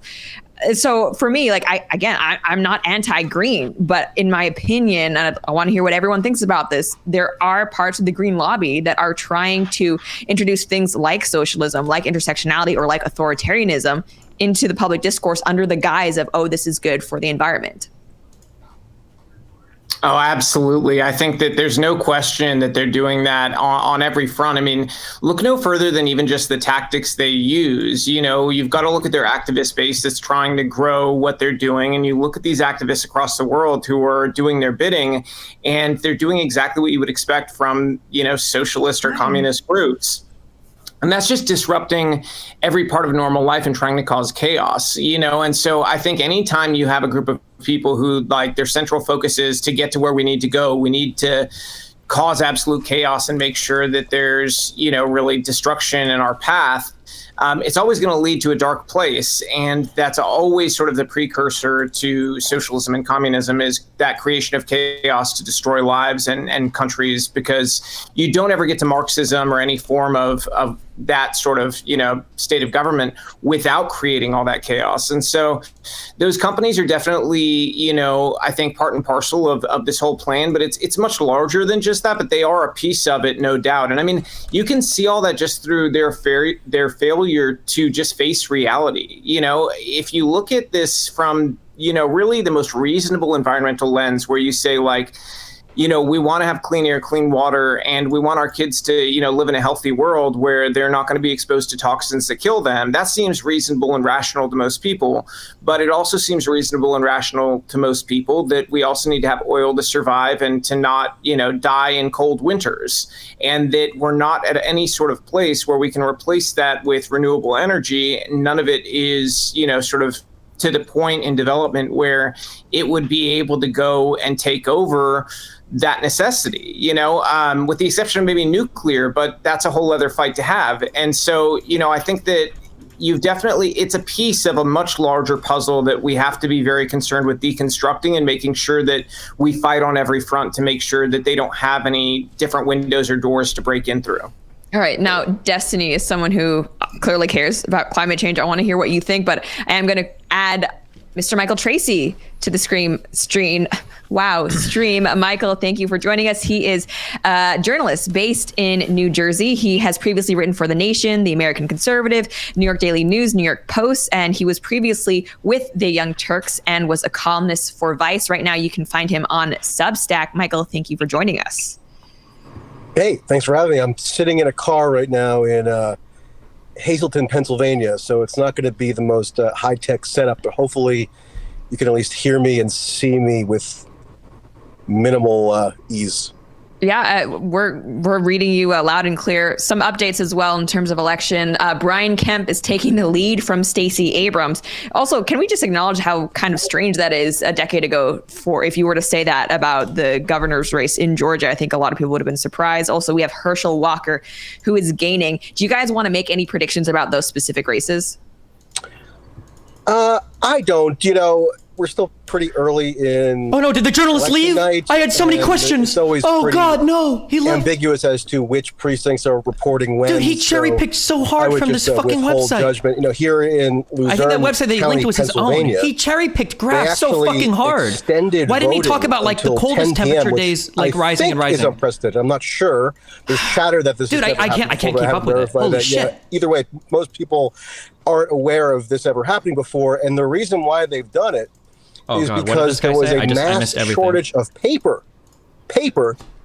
at polling sites throughout Luzerne County, Pennsylvania, which is obviously a critical, quote unquote, battleground for the Senate in particular, but also there's a very competitive House race here. And they literally had a shortage of paper. I was just talking to a guy who said that at a particular polling site, there was the poll workers and even some of the voters were like a team of researchers like in real time, like working in the background. Sam's Club Jesus. To just try to buy up paper, like computer paper, to bring back to the polling sites so people could vote. And actually the local Democratic committee and Republican committee, they jointly petitioned the local judge to extend polling time. So at least there was some bipartisan agreement on that, but it's utterly absurd that that's the actual nature of the problem here, which has delayed voting and which is probably could complicate results coming in for the Senate election because Luzerne County, it's kind of even, but it's probably more of a Republican stronghold. And so some of the results coming in around the Fetterman-Oz race might be misleading for a while because this county is not yet. What is this guy saying? And that's definitely one of the ones that I'm sure most people are definitely interested in. Sorry, Destiny, we were going to get your take on what policies should be put forward if we're interested in fighting climate change. Like big investments as Biden is doing into renewables, I think is really important. And big investments into nuclear energy, I think is really important. Nuclear is good because you can scale it to meet grid demands, and green energy is good because it doesn't cause greenhouse gases and pollution, obviously, but or as much as like more traditional forms of energy are. Okay. So is the journalist guy coming back? Is he going to be here or fuck? Michael Schellenberger, he had a dinner. He will be back. Oh, okay, cool. Great. I got a lot of interesting questions for the website that you cherry picked also, from, but yeah. I want to say hello to Destiny because he and I actually had was that a 3-hour conversation a couple weeks ago? Yeah, we did. But I'm way more triggered tonight, so I'm bringing my Vosh energy tonight, so be careful. Oh, geez. Okay. I'll try to be on my best behavior. Okay. I thought about inviting Vosh, but apparently, so I was told he wouldn't come on since you were on Destiny. Yeah, he's a spineless fucking coward, but that's good. Yeah, so I don't know you are the streamer leftist we have for this evening. Good. Well, hold on. Also, left-leaning person, okay? Not left-leaning person, yeah. Apologies. He declared me a Hitler sympathizer who lies about everything I say. And I don't know, he was also petitioning me to take my shirt off and things. So I'm not going to lament too much his absence tonight. All right. Let's keep our shirts on. Is left-leaning person like pregnant person? Is that like a new thing or left-leaning because I don't identify as a socialist like what you call like 90% of the Democratic Party. So I consider I'm left-leaning, not leftist. Survived socialism, so I'm a little more informed than you are on what a socialist looks and acts like, and it's most of the Democratic Party. What is your definition of socialism? Socialism and communism have changed radically from the sort of historical view of what you would read in a book. In practice is all that matters, not in theory. And in practice, let's say the Democratic Party of today operates very similarly and wants to become almost an exact replica of the Chinese Communist Party, where there's a veneer of people being able to do business. There's the veneer of that, but the state ultimately controls everything. They would love that to be the way things work, where they could pull the strings behind the scenes to be able to say, I mean, like, you look at the things, you know. Wait, I'm sorry, real quick. What country did you say you came from? My family came from Cuba. Your family came from Cuba. Okay. Can you tell me in what ways the United States economy is moving in a direction that resembles that of the Cuban economy? I have a Cuban family background as well, so I'm also pretty familiar with this. That's the thing is, okay, so that is not the entirety of communism, is not economics, okay? But I can get there in a second. Where I was going first is the cultural value change. So the cultural value change, if you look at just the way they sell their party, okay? There used to be these flyers that Castro's revolutionaries, so-called, would go and pass out in South Florida as they were trying to win over people in the United States toward their cause. Those flyers are almost verbatim. If you took them today and they were laminated from back then, they could pass for an AOC flyer. They say, reproductive health or restorative justice. They say all those buzzwords they use now. They use basically the same wording when it comes to healthcare and, justice and all those things. Okay. And it was all bullshit. Everybody knows it was bullshit. I'm still waiting. I don't hear it. Nothing that you said is even remotely approaching socialism yet, but I'm sure we're going to. Can I just make a quick point on that? I really want to hear. I'm curious because, right, so far we've got healthcare and restorative justice. So I'm talking about the social. So it's how they sell things socially. This is the big part of it because that's how you sell people on it. And that's what's happening in our country is they're selling people on this. Although selling not people very on what? On what effectively, particular thing? What policy? What idea? What are they? I hear flyers in South Florida. What is the Democratic Party, which by the way has like 4 people that are kind of socialist in the House, and that's it. What is the Democratic Party doing to move us towards socialism or communism? Can I add something to that real quick? I think Destiny will probably hopefully agree with this because it seems like a pretty commonsensical insight. But I don't know if you've been following like the elections going on right now and the Democrats who are actually running in competitive seats. I mean, look at people like Elaine Luria in Virginia, Abigail Spanberger, Tom Malinowski, Andy Kim, Matt Cartwright. People just sort of in competitive districts. I just mentioned Virginia, I'm not classifying them. Pennsylvania there. The idea that those people that I mentioned, I'm not going to get into the full details of their entire agenda, really, but the idea that anybody of good faith could look into what those particular Democrats I just named are advocating over the course of this campaign to conclude that they desire to institute some sort of replica of the Communist Party of China as the governance structure of the United States. That's just such ludicrous hyperbole that it's not even worth entertaining. I mean, I'm so curious. Like, what is an alternate universe? Those people are not the power center of the Democratic Party, and I wouldn't accuse any of those people of being communist. Yes, they are. I mean, they're the ones at the Democratic Party national committees, like the DCCC and such. They're the ones who are getting gigantic infusions of money over the past couple months to defend their seats. So they are actually powerful factions. Yeah. So now I'm curious. They're not powerful. What are the communist leanings? What are the social? I'm so curious because I know that Republicans complain all the time about being called fascists all the time, but you guys have been doing it to Democrats since I was a child. I've always heard the demon cats referred to as Chi-Coms and Soviet Russian supporters, and they want to be commies and socialists. But I'm curious where it is. What is the communism? Also, not even Bernie Sanders, who is one of the few Democratic Party aligned figures who actually does self-identify as a socialist of some kind. I mean, I've talked to Destiny about this, I think, briefly, but even Bernie Sanders doesn't call for the expropriation of the means of production, right? But even Bernie Sanders, if there's who is one of the most high-profile socialists in the country, if there are any, has never advocated for anything that even remotely resembles the kind of governance structure that we just saw re-elect President Xi to another 5-year term or whatever in China. I mean, it just makes, it reminds me of, your characterization of the Democratic Party reminds me, ironically, of Democrats who characterize the Republican Party as brimming with nothing but, virulent, insurrectionist terrorists or something. I mean, it's like a parody. Have you ever seen the graphic where, like, 15, 20 years ago, it has a Republican Party on this side, Democratic Party on this side. I'm trying to fix Elon Musk tweeted it. I rember that. Sure. Yeah, well, it's been around for a long time. Okay, guys, hang on. So Robbie's evidence is the meme on Twitter. Head out. So no, thank you, Callum. aggressive on social issues. I mean, that means they're the next. I wanted to ask you questions before I go. That's ridiculous. So, Okay, right, so Callum, question before. I gotta head off, but I just wanted to ask specifically Lauren and your Canadian followers. So one of the things I found just before I left Afghanistan is that there were some guys in the camp. They were doing interviews for Canadian security companies, and when I was selling the merch, I also noticed that the Taliban is still a terrorist group in Canada. I asked the guy in the camp about that, and he said apparently the Canadians decided to take loads and loads of Afghan refugees, but they didn't bother to check any of them to see if they were Taliban or not, even the most basic level of security. And we've now left Canada. The Americans have left Canada, helping you with terrorism. So I wanted to ask, just if anything pops up in Canada over the next few months in relation to this, do let me know, because I kind of want to follow that up and just see what happens. Wait, Canada let in people from Afghanistan with no background checks? Yeah, this was the information I was given. So what they're doing... I think the issue is that when you have a lot of migrants from a war-torn country, there is a limited amount you can do in the first place for a background check, right? When you have a background check, you rely on the information that the foreign country is able to provide you.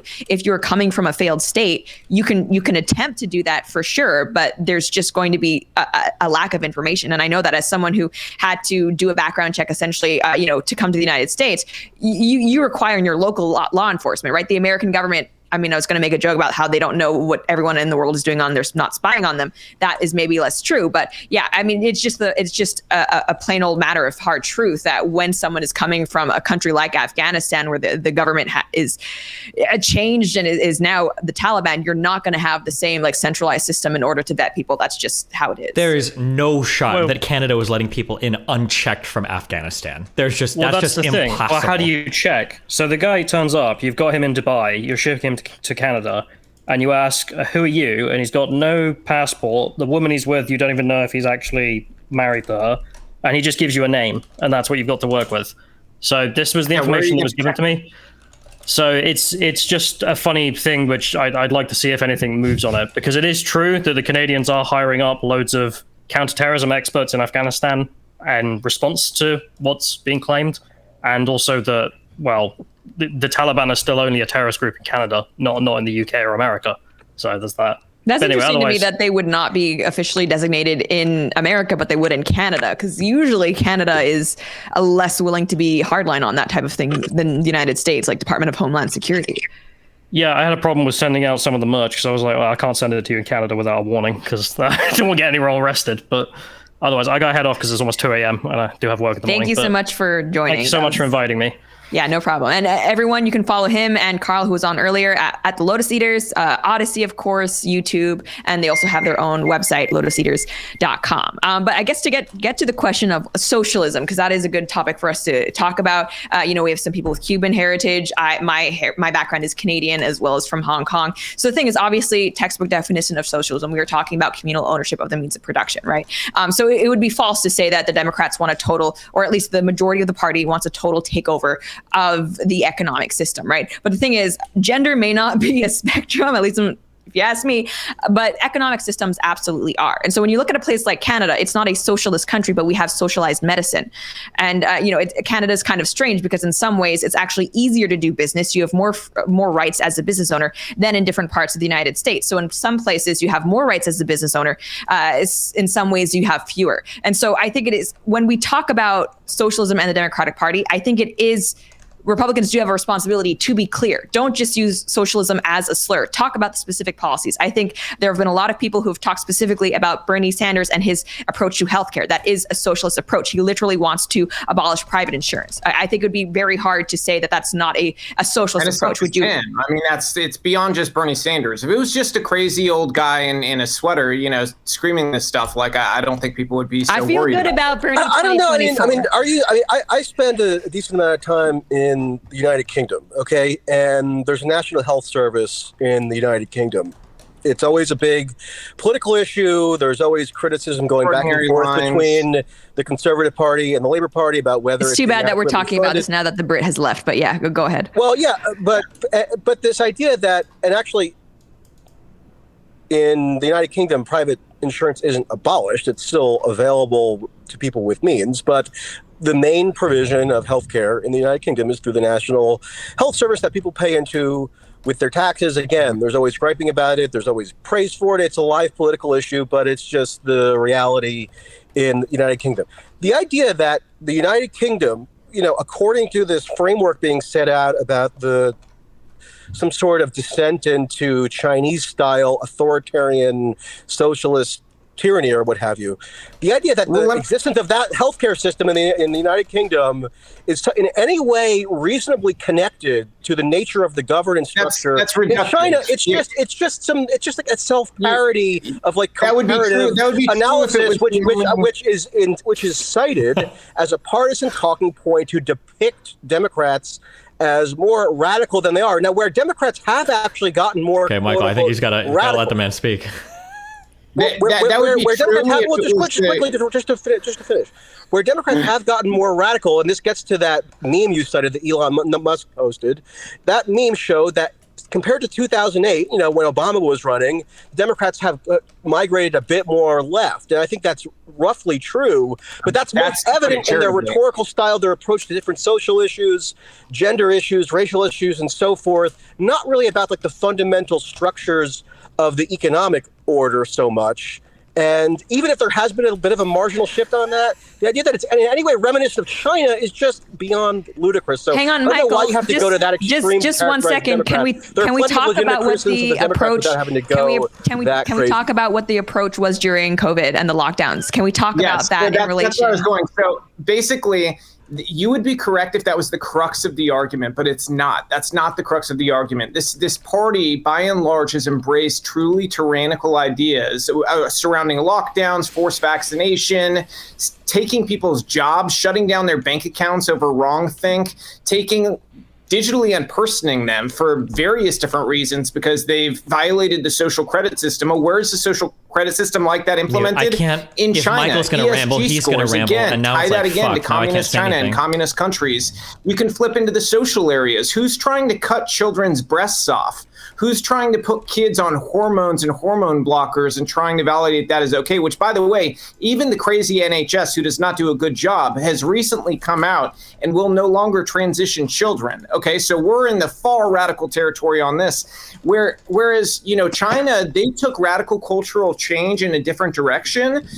This sort of Marxist ideology, call it whatever you want, this far left ideology, it can shift in many different directions. The goal is cultural upheaval, though. And so in the United States, that has been tearing apart the fabrics of our social norms. So when you look at this stuff when it comes to kids or education, where they want to have a reality where students come to school, to have a teacher putting up political flags in their classroom and teaching them that boys don't all have penises at public school, while our test scores go through the floor and these kids are barely able to read. In a place like Baltimore, it was less than 3 out of 10 students graduating in high school that were proficient in math and reading. In a public school in America where we spend $17,000, $500 per child, $17,500 per child in that school system, and we're producing 30% of them are proficient in math and reading coming out of high school in Baltimore. How does that make any sense? This is where these ideas and the social norms have come to destroy, or their sort of goal to destroy these social norms has come to create a total upheaval of our system that is reminiscent of what happens in color revolutions in communist countries. Well, actually, I will push back a little bit there, Robbie. The Democrats are not like the Chinese authoritarians because the Chinese authoritarians are actually very good at education and teaching math and literacy. So they're different. If you look at a place like Cuba, in Cuba, what they did to say my mom's little sister, is, they put them in these classrooms where they educated them and taught them that the government was essentially, your highest power, beyond your parents, that they were who you could always rely on. They even did this thing, the blindfold test, where they would blindfold kids and they'd say, you know, pray to God for ice cream. They take the blindfold off, no ice cream. When they do that, they put the blindfold back on. They say, ask Castro for ice cream. And then they take it off and there's ice cream there. This is the type of like, you know, social upheaval that they do in many different, and it goes different directions. It's not always the same. I mean, I'll give the Chinese a lot of credit in terms of education. They're killing us on it. And, you know, again, there's a lot of cultural things we can look at in terms of why that is. But in general, when you look at the entirety of how far left the party has gone, they're embracing increasingly radical ideas that you only see in communist and socialist countries. You don't see them in countries like what we used to be. Wouldn't it be better? Why can't we just why can't we just, if we have policies that we want to criticize, why can't we just criticize the policies instead of making it sound like communism? Like, that's not an argument to just say it sounds like communism. Why not say like this policy is bad for this reason? Or we can argue about this policy for this reason. Because there are some things that are quote unquote socialist about America that I think a lot of us would probably defend, like roads. I can tell you why. And social security. Can I respond quickly? Can you do it quickly, or is it going to be a 15-minute? Let me just tell Destiny why, because I want to answer his question. I didn't go on as long as he did. I mean, why? You went on like 12 times like you did. I love you, and you're making good points, but it's a long thing. You were long. All right, go back and check let's go back and check the timer, and we'll see who's Destiny, for longer. To answer your question, the reason why I feel like it's important to actually name it is because too often, you know, if you make it these ambiguous one-off things and you don't put together a whole picture for people who have been born truly lucky to be born in America and to have the privileges and the, you know, opportunities that have been afforded for the past couple decades to most Americans, they really are not able to entirely understand how far this can go and how quickly we can get there if you don't show them the whole picture of how this has gone really poorly in the past in places like Cuba or Venezuela, or I mean, you look at it. But then, are you okay? Are you okay with Sanders was saying Venezuela was a model for the United States just like 8 years ago, 10 years ago? But do you understand the frustration you probably feel when Democrats look at you or progressives and just say, "Oh, that's a fascist, that's a Nazi"? You're doing the exact same thing, right? Except on the other end, that's a commie, that's a socialist. Like, why not just say, like, I don't like this policy for these reasons, and point it out that way? I get what you're saying. I hear you. And I would say this. I am careful about who I say it about. You just said the main Democratic Party was majority socialist communist. How's that careful? I said the direction that they're going. And I stand by that, the direction the party's going, because the people who are speaking for the party, who are then inspiring the next generation of voters who will become the core of the party in the direction they go, are people who are on the furthest side of, you know, sort of the radical left. The people that Michael named earlier are not there. And those are people I would not refer to as communists or communist embracing. I think they're sort of corporate Democrats, you know? So then couldn't I argue that literally every single move to the left is a move towards communism or socialism? Because that's essentially what you're saying. Like, if I say maybe we should have like expand Social Security, well, that's exactly like what communists and socialists want to do, make you reliant on the state. Maybe we should have more protections for workers. Well, that's exactly what a socialist and communist would do. Expropriate capital property and give it back to the work. Like, wouldn't I just use that argument for everything then? It seems like it's a thought terminator. Like, as soon as I say it, it's boom, we're done with the conversation. Again, all right, I think it would, just want to pause on here. How you do it and we have what. I mean, we have another guest that I would. Everything. We have another guest that I would like to add. This is Mr. Matt Binder. Thank you so much. Binder. It's Binder. Sorry, Binder. Thank you for joining us. He is host of the podcast Doomed and Scam Economy, contributor at the Majority Report with Sam Cedar. So thank you for joining us. We are discussing how everything Democrats do is socialism. Oh, I wish. I was trying to refute that, by the way. So good work. Oh, hey, I see Michael Tracy's here. Hey, Michael. Hey, what's up? He tried. I'll give him that. Can I make a quick point on what Robbie was saying now? So when I was first addressing your thesis, the crux of the argument, at least as I heard it, and as you expressed it, was to do with the healthcare programs of various societies as an entry point to full-blown communist China-style authoritarian communism, right? I mean, that's what you first articulated. Then you said the crux of the argument was different. It had to do with COVID policy. It had to do with gender transition. Robbie, to be fair, Robbie did say the direction. So I think when you say the direction, it's not just one thing. Hold on. And, I never got to finish what I was actually, saying, so I didn't change it. You interrupted me, so I never got to get to the whole story on what was going on until you stopped talking. But okay. I mean, so should we sit and let you do a 45-minute lecture before we can respond to any aspect of the thesis? I mean, I don't know. Isn't this a panel type discussion?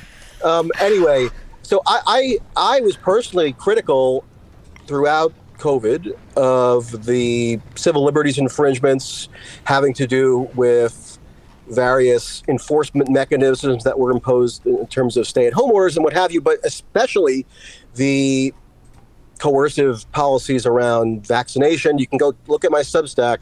No, I've seen it. Hold on. I was just going to say. I appreciate that you did that. I was just going to say that this idea that it's somehow that those policies were somehow synonymous with the beating heart of the Democratic Party, I think is a bit of a misportrayal. I mean, let's not forget, and I'm not just doing are you the majority, a cheap what about or were Trump you the thing. minority of Democrats? I'm not doing a cheap what about Trump thing, but given that Brian Kemp is up for re-election right now, probably going to win against Stacey Abrams, it's worth recalling, it's even amusing to recall, that Donald Trump publicly hectored Brian Kemp in the spring of 2020 for, according to Trump, prematurely reopening Georgia, right? So for removing the lockdown too quickly. And, plenty of Republican governors, virtually all of them actually, in 2020, instituted some variation of a lockdown or a stay-at-home order or some other sort of unprecedented measure that was related to COVID. Obviously, the severity of it varied by state, but this idea that it was somehow the exclusive province of the Democratic Party and therefore reflected their fundamental ideological proclivities and the direction that they're taking as a coalition just doesn't really hold water. I mean, so I think, if you want to just ascribe every COVID policy related excess to the Democratic Party and therefore make some kind of wild extrapolation to Xi Jinping, you can do that, but I think you're going to find that there's a whole lot of countervailing evidence that kind of complicates that picture. Let me ask you a question. Okay, this even Ron DeSantis, this anti-lockdown champion, he shut down the Florida school system for at least initially. This is a very, very simple question. Okay, so I want to agree on the facts first. Okay, so do you agree that in China they were welding doors shut during COVID and having people inside their homes with the door welded shut? Do you remember this? I remember. I recall seeing videos of that. I don't recall any analog to that in the United States, unless I missed something. So I'm just let's pretend that this happened during COVID for that reason. My question to you would be: in the United States of America, would you see it as more likely that would occur in a place like California under Gavin Newsom, or more likely it occurs in Florida under Ron DeSantis? It occurred. It wouldn't occur at all. What's with the hypothetical? What's with the hypothetical? That's such a bizarre. I can agree that there's no need to use hypotheticals because we actually have real world examples, and you are more than welcome to criticize certain Republican governors for. Yeah, Greg Abbott. They also had a mask mandate in Texas. That was the thing. Yeah, that was the thing that happened. So Trump, why doesn't that reflect the Republican Party? Hang on. I'm not. So Trump absolutely engaged in certain lockdown things, right? I mean, barring flights from China, closing the border with Canada, these were lockdown measures that Donald Trump himself undertook. So yeah, absolutely, there were Republicans who also jumped on board that wagon. But let's look at currently, all right? There are actually places under Republican governors that are saying, no, we will not have vax mandates. Your employment status will not be dependent on your vaccine status. Conversely, do we see Democrats doing the same thing? We saw places that were implementing vaccine passports citywide, right? But by fiat, not just individual businesses. Was that happening in places that were Democrat run or Republican run? So I get what you're saying, Michael. It's not just, one side was for freedom, one side wasn't. But I think you're being a little bit naive if you don't acknowledge that absolutely there was a string of authoritarianism that went further with the Democrats. Are there any? Real quick. Are there any places in the United States that are still doing? Party in the way that he's no, there's not. Okay. No. Yeah. Destin, I know exactly what you're saying. Hold on. Wait. This is really important, Lauren, because you used a really bad word there, really evil word, authoritarian. It seems like there is Democratic pressure here because it seemed like that a lot of those vaccine passports became pretty unpopular, and I'm pretty sure I don't think those exist anywhere in the United States right now. No, Kurt. I mean, they don't exist in New York City, and I know that's the big evil for Republicans. Sure. So calling that authoritarian hasn't been the case for over almost a year, if not more. Well, there was an authoritarian streak in how those vaccine passport initiatives were implemented. They were the mayors of places like St. Paul, Boston, Washington D.C.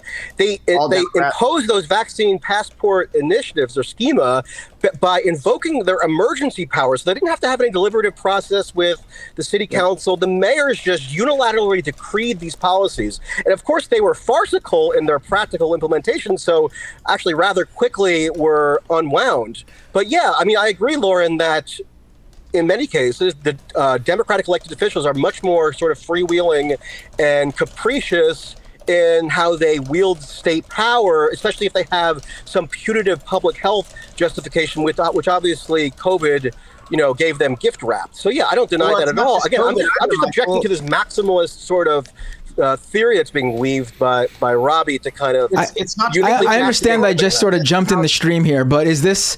Like, where did this conversation come from? I don't know. This is like an election night stream, right? And I can guarantee you COVID policy is not on anybody's mind, any voter's mind right now. Yeah, I think my issue is that when Robbie was describing we have another guest to add, actually. We are... we want to welcome Long Day. Ben, thank you so much for joining us. He's a columnist for Jacobin Magazine, an adjunct philosophy professor at Morehouse College, and the author of several books, most recently Christopher Hitchens' What He Got Right, How He Went Wrong, and Why He Still Matters. Thank you for being here.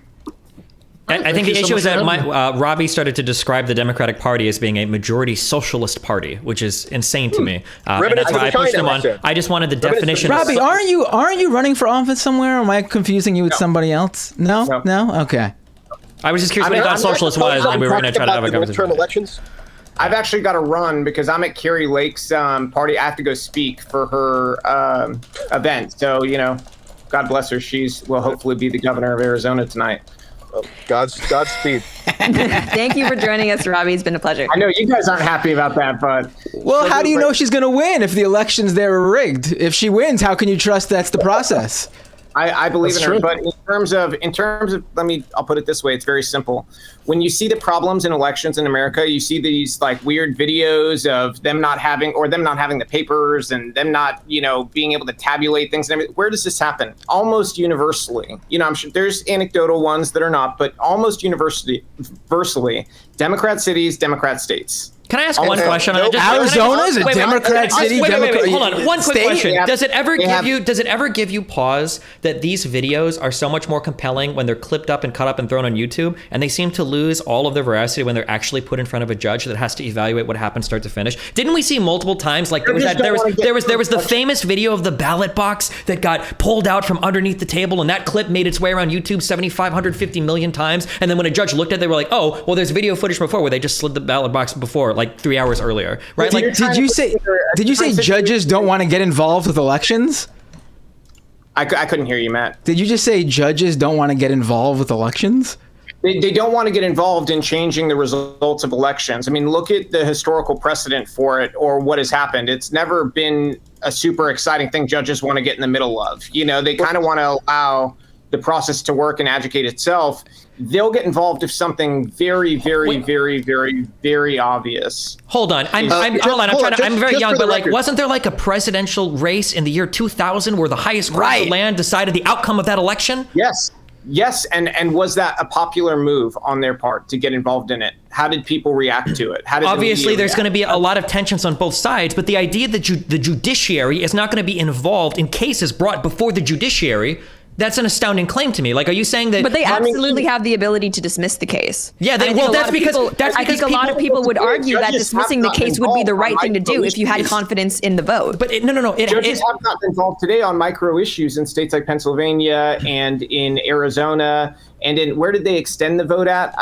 Hold on. Can I just correct the record? Because I'm the one who recounted this anecdote because I happen to be right now in Luzerne County, Pennsylvania. I'm outside a election night party for this Republican candidate, Jim Bogdat, who's running for Congress, likely to win, I would say, at this point. Go, Michael! Hit us with your point. Republican-heavy area. This is a Republican-heavy area where it's like, it's mixed, but there are pockets of... Michael, say the point! Say what you want to say! I'm saying the point. The point is that the places where there was a so-called paper shortage that forced the local judge to extend the voting hours in this county by 2 hours to 10 p.m., those are a lot of Republican-leaning areas. So the anecdote that I relayed earlier that you cited as evidence that it's only Democrats, that's contradicted by the firsthand evidence that I'm recounting to you right now based on what I'm hearing at this very election night party for so I would ask you, who's responsible in that area? And I did say there are anecdotes that, anecdotal cases that are not, but in that area, who's responsible for making sure the papers are there? Who's the Secretary of State? Are they a Democrat? Yes, in Pennsylvania. Who's the governor? Also a Democrat. Who's responsible overall for overseeing these elections? What has been done to ensure that all of the different counties have what they need to be able to run the elections effectively, and ultimately who's responsible for that? And I would say the Secretary of State. And if things go wrong in their state, that's on them. Same thing again here in Arizona. The Secretary of State is a Democrat, and in Maricopa County, they do have a lot of Democratic. The election rules are determined by the state, who's in control of the state parties, and in both of those states, I'm pretty sure Republicans control both the state house and the assembly or whatever. So the individual official is not necessarily a Republican. Doesn't mean that you're enforcing them. Okay, hold on. Wait, let's be realistic. Hold on. For individual elections ran at these places, I doubt that these election officials are walking into every single individual place. Wouldn't it be probably the responsibility of the people running those centers to make sure they've got the supplies needed on election day?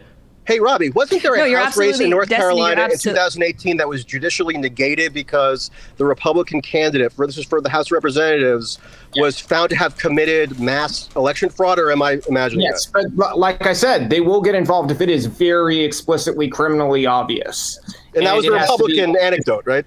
It was 100%. That one was 100%, and it was him buying votes, correct? Wasn't it? He was essentially buying votes. It was like paid ballot harvesting, some kind of activity like that. And it was Republicans who reported on him and got him, ultimately brought to justice. But just to get back to my original question, though, Robbie, how are you going to know Carrie Lake wins for sure tonight?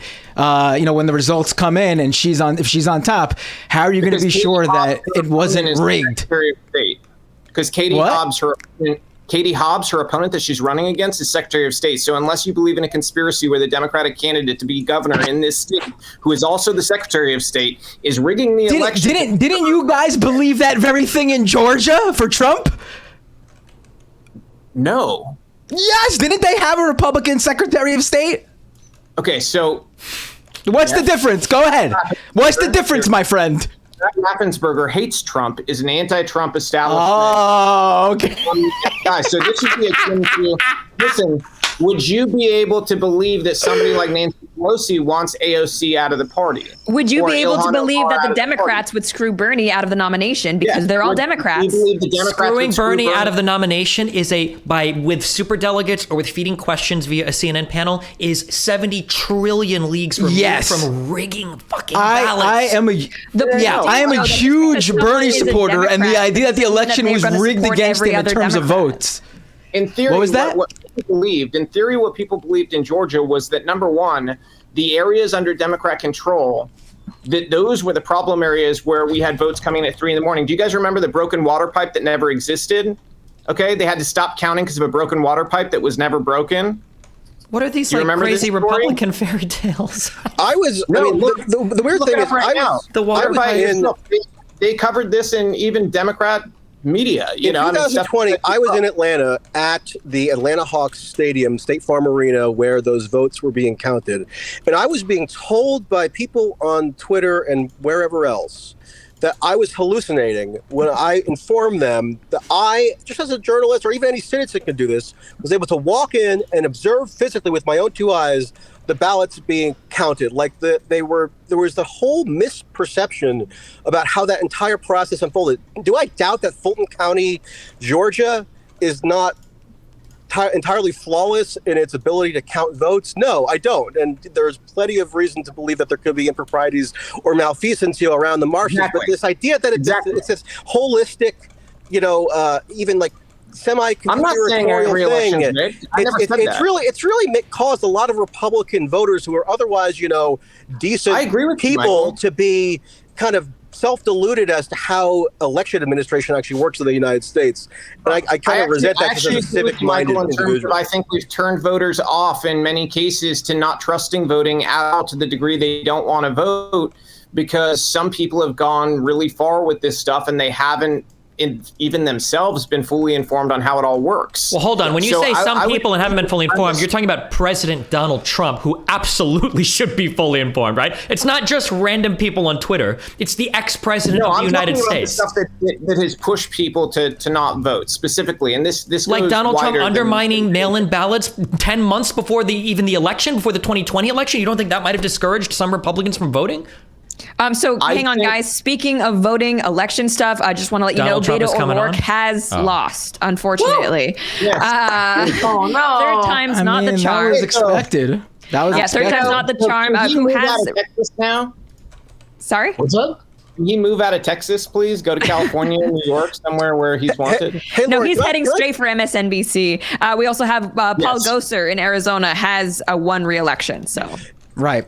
These are all expected races, right? Paul Gosar, at my urging, issued a public invitation to Vladimir Putin and Volodymyr Zelensky to come to Phoenix for peace talk negotiations that could be hosted, I guess, I don't know, at some scenic resort in the area. Hey, I just wanted to put I actually wanted to put a question to Ben, because I'm always curious for his take on things, about this whole idea of election denialism. Like, this term election denier is now in popular currency, where every Republican who raises any concern or doubt about anything to do with the manner in which votes are counted or tabulated, or the way in which ballots are received, they're all election deniers now, and therefore this cataclysmic threat to democracy, and therefore planning some insurrection 2.0 or domestic terrorism or whatever. That's the grand theory that Democrats seem to be going with. So I'm just wondering if you think that it would be reasonable to postulate that post-2016 there was another species of quote-unquote election denialism that was incredibly rampant among Democrats. I mean, I can quote you, cite to you in about 2 seconds the polling data, which showed that a supermajority, so 67+% of Democratic voters post-2016 election, as far as late as 2018-19, believed not just that the election was unfairly won by Donald Trump in some vague sense, but that Russia actually hacked the voting machines themselves and fraudulently installed Trump into power. Now, that seems like a potential delegitimization, quote unquote, of the election, but I don't remember people screaming like a chicken with their head chopped off that was this profound threat to democracy, and showed how insidious and destructive election denialism was, and tore at the fabric of our democracy. And I'm just wondering why not, and why this Republican version, which does obviously exist in some fashion, is just presumptively this major threat, where the Democratic variation, which also plainly exists, is just something that we're supposed to memory hole. Yeah, I mean, I think that there are obviously versions of Russiagate stuff that were ridiculous, and people said silly things. I would never deny that. But I also think there are some pretty big disanalogies between the two cases. One of them is when you look Why is at Ben accepting attempts that? Because he's an to actual overturn the socialist, so he result of the fucking hates election, which I think Democrats. is the biggest deal. You certainly had some people, liberal celebrities, who were doing this pretty peripheral stuff with the Hamilton electors or whatever to try to do that. But they, you didn't really get Hillary Clinton engaged in months and months of attempts to overturn the result of the election, and to try to get it to be not certified, and et cetera. So okay, I mean, this is I the think poll that he's setting. It's this one right here. Even if you have I mean, I was never a Russiagate guy. I always thought that was severely overstated, but I still think that one of these things is, on the face of it, a lot worse than the other, certainly in terms of the caliber of the people. I mean, the sitting president of the United States was very openly trying very hard to get the result of the election overturned. There wasn't really anything equivalent what you're talking about. Ben, you mean funding Jill Stein for a recount wasn't the election the election fraud conspiracy that Trump put forward? Yeah, I mean, I don't think I think what Mike is describing is mostly a media phenomenon. That's the distinction. It wasn't solely a media phenomenon, though. And I grant, of course. I grant, of course, that the real question is, what did Dems do after, and then what did Republicans do after? And I think the gap there is as wide as can be. Dems eventually went no further than continuing to question it. Well, they weren't just questioning it. They were congressional investigations, to be clear. But absolutely, there were actual Republican no congressional audits. investigations to whether Trump won the election. Wait, hold on. Matt, real quick. Matt, your microphone, it sounds like you're having a sampling error right now. I don't know if it's settings switched or something. Oh, really? Yeah, I thought that might have been just me, but yeah, I heard it too. Go. Yeah. I mean, Ben, I agree that obviously there are disanalogies between what the Republicans did post-2020 and what Democrats did post-2016. I'm not saying that they're equivalent or even that they're equally grave in their offensiveness. I'm simply noting that Republicans are kind of frivolously labeled or capriciously labeled, quote, election deniers, even if they rhetorically voice doubts as to the veracity of election results. So forget what Donald Trump even himself did, or forget like the more concrete actions that were taken. Even a Republican congressional candidate or something who said, gee whiz, maybe the Pennsylvania mail-in balloting system was not entirely flawless, or maybe there were some issues in Fulton County, Georgia, or whatever. Even if they expressed just some kind of rhetorical doubts as to the legitimacy of the vote, they're called election deniers. Whereas you have people like John Lewis, who's like not just a media guy, right? John Lewis is this titanic figure in the lore of the Democratic Party. He went on Meet the Press ahead of Trump's inauguration in 2017, said he was boycotting it on the ground that Trump was illegitimately elected because Russia stole the election for him. That's what John Lewis said, and I can give you countless other examples of not just what did John Lewis actually but major do? Elected officials. So is their rhetorical posture, which sought to undermine the legitimacy of the 2016 election? Why doesn't that get them label election deniers? What did John Lewis actually do, though? He vocally expressed his belief that Trump had been illegitimately installed into office by the Kremlin, therefore undermining the legitimacy of the 2016 election, just as many Republicans express a similar attitude toward the 2020 election without actually taking any tangible action, and are nonetheless labeled election deniers and threats to democracy. I mean, the real problem is the ones that took the action, though, and that's what people focus on. Is my mic fixed, by the way, everybody? Yes. Yeah, I'm better. Okay, cool. Yeah, I mean that seems like the thing. It seems like that the reason that election, that like this term that you're objecting to, I think, is in circulation so much more right now that that Republicans weren't able to get similar amount of juice out of Democrats, like casting doubts on the legitimacy of the 2016 election, is that for the most part, like, again, outside of like extremely peripheral things like the Hamilton electors non-event or whatever, like there are really no attempts, and certainly no attempts with like big important people, certainly anybody who's remotely as important as the sitting president of the United States, to actually take action to overturn it. So it's like, I think it makes sense that being associated with, fairly or unfairly, and look, maybe in some of these cases you could make a case that it's unfair. I don't know who specifically you're thinking of who's made comments as mild as the ones you're thinking of, but whether it's fair or not, being associated with a camp of people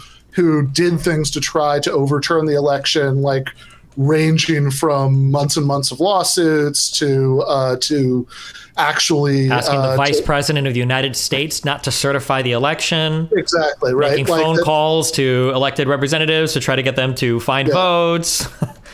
Right, etc. Right. I mean, like that just is going to be a bigger deal, I think. So I do want to stop us here because no matter what you think about Russiagate, and like even if you think that was, even if you're sympathetic to the left-wing critique of like, of the excesses of Russia, of like Russiagate paranoia and all that stuff, that still does seem pretty different to me. So Adam Schiff and Ted Lieu and hang on, Sheldon guys. Whitehouse saying over and over again, I do want to read a hyper denial. chat that we've gotten. This is directed to Destiny, but I would love to hear your take on it just as a whole. Quick question. Do you believe that the housing market on the West Coast in both Canada and the US isn't too expensive because of Chinese immigration or investment? So there's a specific question. What do you guys think? No, I don't think so. I think that right now the housing market issues we're having in the United States is we have a really difficult time building a lot of housing. You've got cities that are very dense. There's a lot of people trying to move into a limited number of houses. Right, but why are there so many? Why are the cities so dense? I mean, I can't speak to the United States. The cities are dense because in the United States, our housing policy is actual fucking unironic dog shit. And if you travel to literally any other country on the planet, you can see that they do mixed-use zoning so much better than the United States. But we have endless suburbs that sprawl everywhere. We have no public transportation. We have no will to actually change any of the types of density that we have in any of our major cities in the United States. So housing prices are going to go up and up and up and up and up. And the people that live there that are the strongest voters are people that live in houses that are incentivized to vote for the shittiest housing policy possible. Like it'll never change without like actual authoritarian action.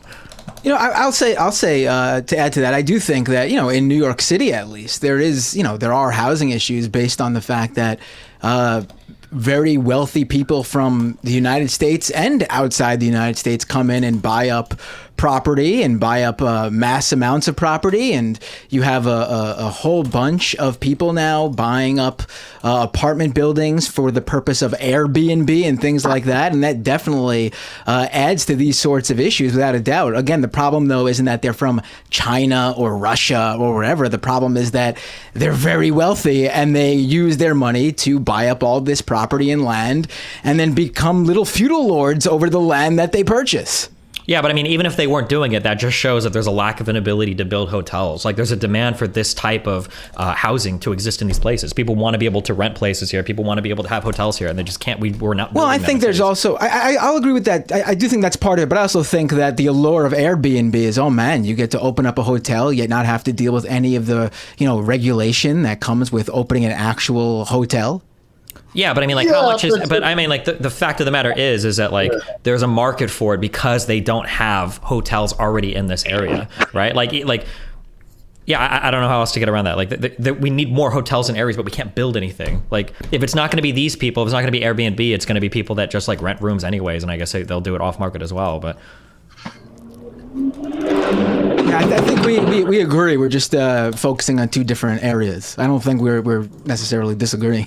Sure. What happens to happen is you need to bulldoze the fucking suburbs, and you need to start putting high rises up fucking everywhere. And these weird restrictions in cities where you can only have 5-story fucking apartments, while the rent is $4,500 a month on a 2-bedroom shit apartment. And across the street there are these dilapidated houses that are going for $950,000 a pop because we can't actually build high density housing anywhere. Is fucking insane in the United States, in my opinion. Well, I agree with all your criticisms about zoning. It is ridiculous. I've tried to talk to Sean, actual Justice Warrior, about how things work in New York and places like San Francisco, and it just makes my head explode. But considering that, I mean, in a lot of places, population would be on the decline if it were just people who were actually born here. Don't you think that immigration plays at least some part in it? Admitting, of course, that it's a bigger story than just that one issue.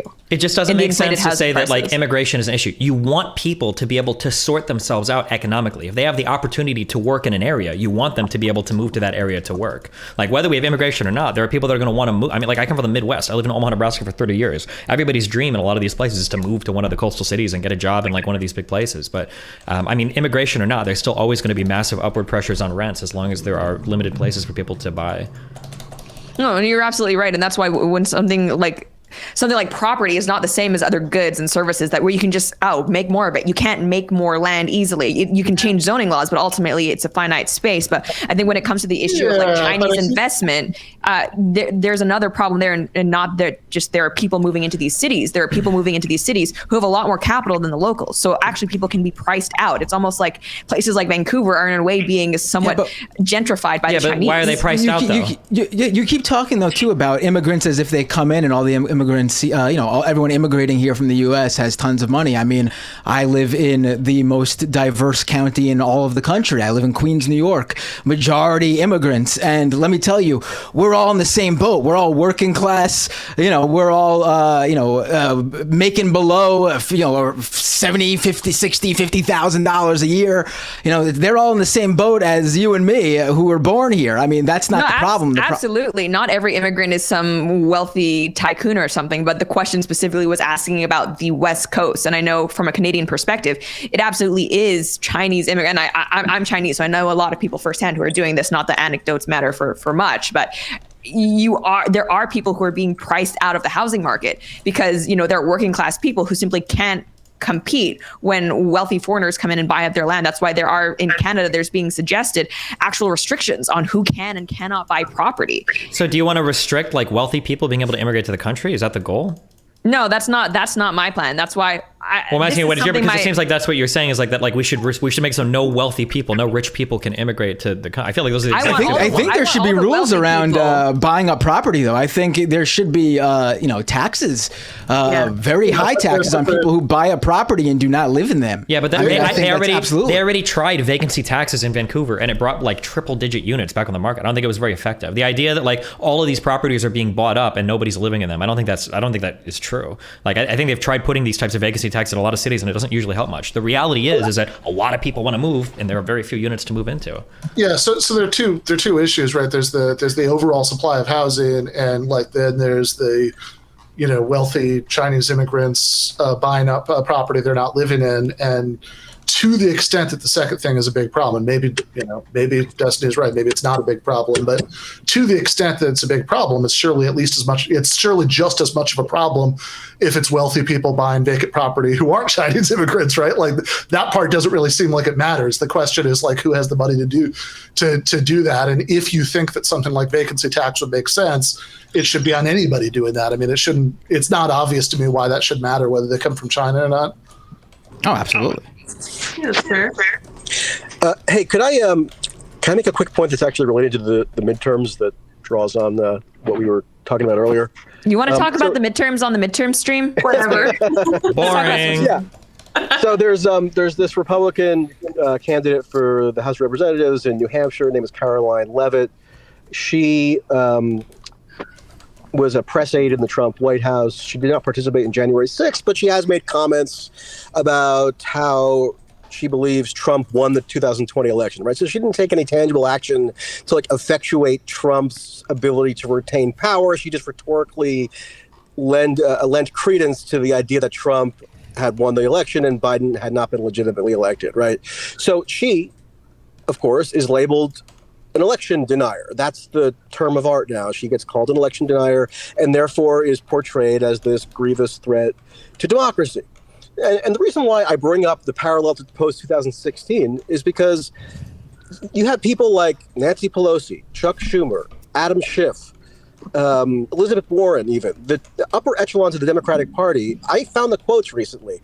They all said some variation of Russia hacked the election in 2016. Right. So how is that not casting doubt on the legitimacy of the 2016 election in a way that is at least approximately analogous to what people like Caroline Leavitt are doing when they say, because of problems with mail-in voting related to COVID, Trump actually is the rightful winner. Right. So why don't we therefore retroactively castigate these icons of the Democratic Party as "quote unquote" election deniers and threats to democracy because I think there's a huge about that outcome. Yeah, there's a huge difference. Okay, number one, I think it is fair to criticize. Democrats that are. It's fair to criticize Democrats that said things like that. So when Hillary Clinton said that he was an illegitimate president, I think it was either Obama or Biden might have something. It's fair to criticize those people for doing those things. That's fine. But the level of election denialism that Trump has engaged in is on another level, right? The phone calls to Georgia, all of the lawsuits throughout the entirety of the United States, the challenges. I wasn't talking about Trump. I was talking about a Republican candidate for Congress. No, I understand, but I'm saying like it matters who it comes from, right? This is what I was saying earlier, Mike. That I think that like, look, it's. You want to say a lot of these like claims that were made about Russia after 2016 were ridiculous. I agree with you. I've always agreed with that. I mean, you can go back and look at the social media receipts going back years. I think a lot of that stuff was centrist Democrat cope for the fact that Hillary Clinton ran a shitty campaign and lost an election that she should have easily won. But Bernie Sanders indulged in it too, so it wasn't centrist. Okay, but I mean, like, I don't think that it existed. I don't think the primary driver of it, right, was not a primary driver, but he did indulge in it. Sure.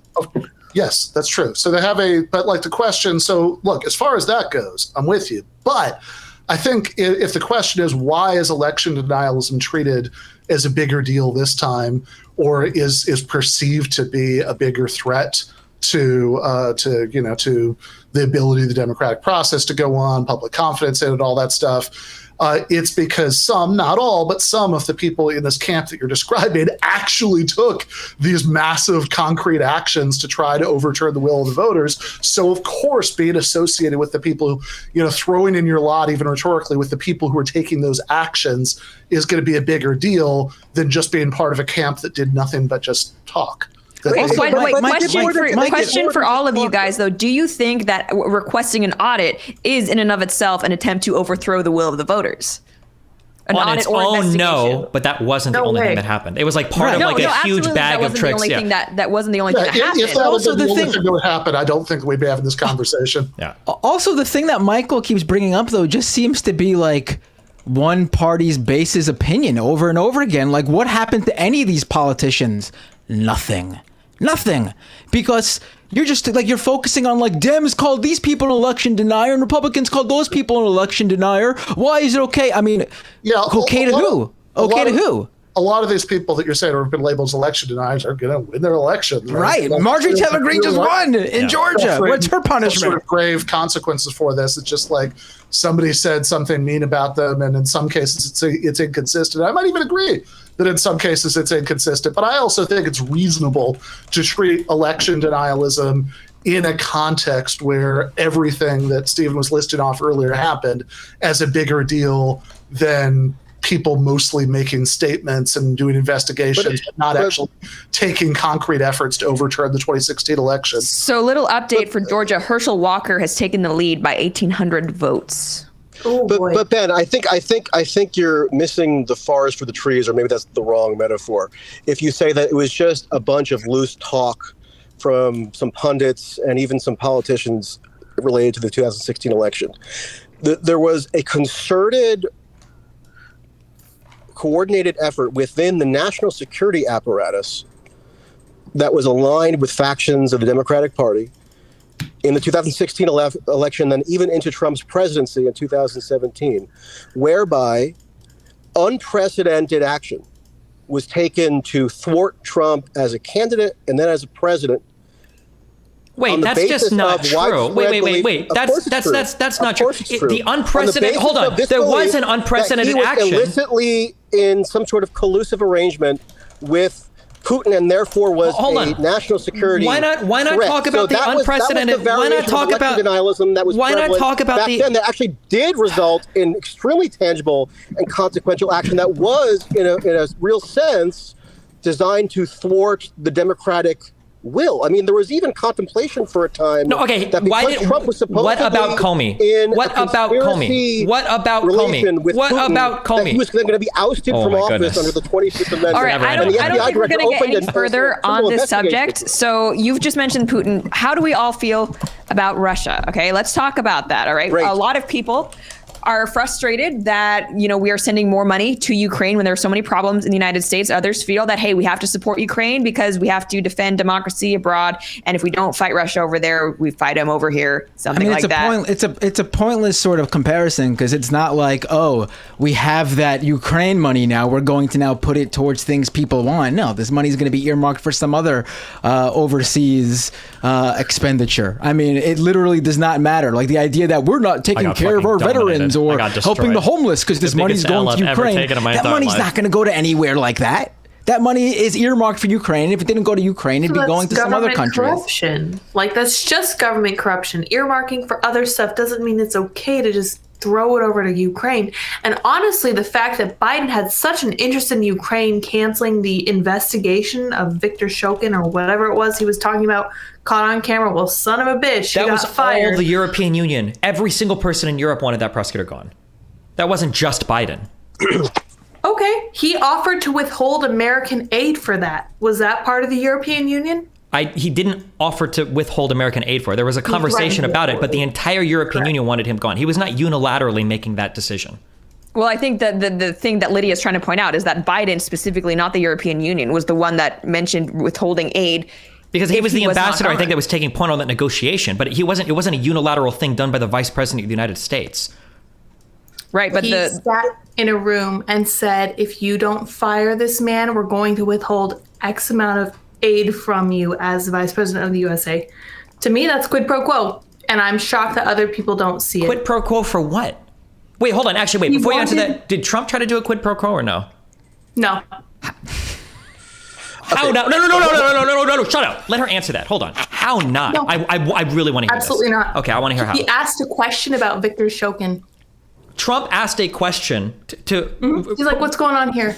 That was it? You have the transcript in front of you? What were the questions? We can look it up. Yeah, what were the questions I about? honestly don't remember any of this off the top of my head. We're so far gone from where we're supposed to, what we should be talking about tonight. Yeah, okay, but go ahead. The fantasy world of like the conservative establishment is unfucking believable. Like it's actually like the most destructive force in the country. Like I can't believe it.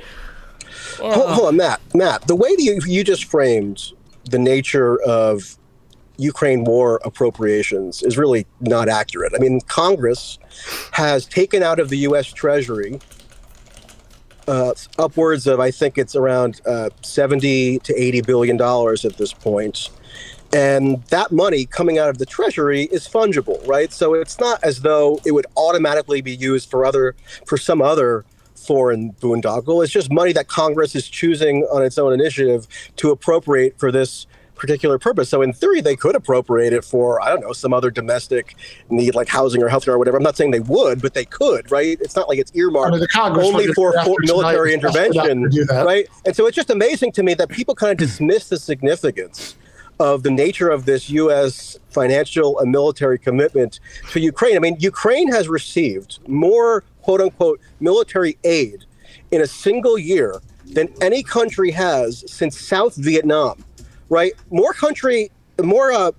money in 2022 than Iraq or Afghanistan ever received in a single year. It's breaking every conceivable historical precedent, going all the way back to the Vietnam War. And oh, by the way, according to Senator Richard Blumenthal, Congress is getting ready to pass another 50 to 60 billion.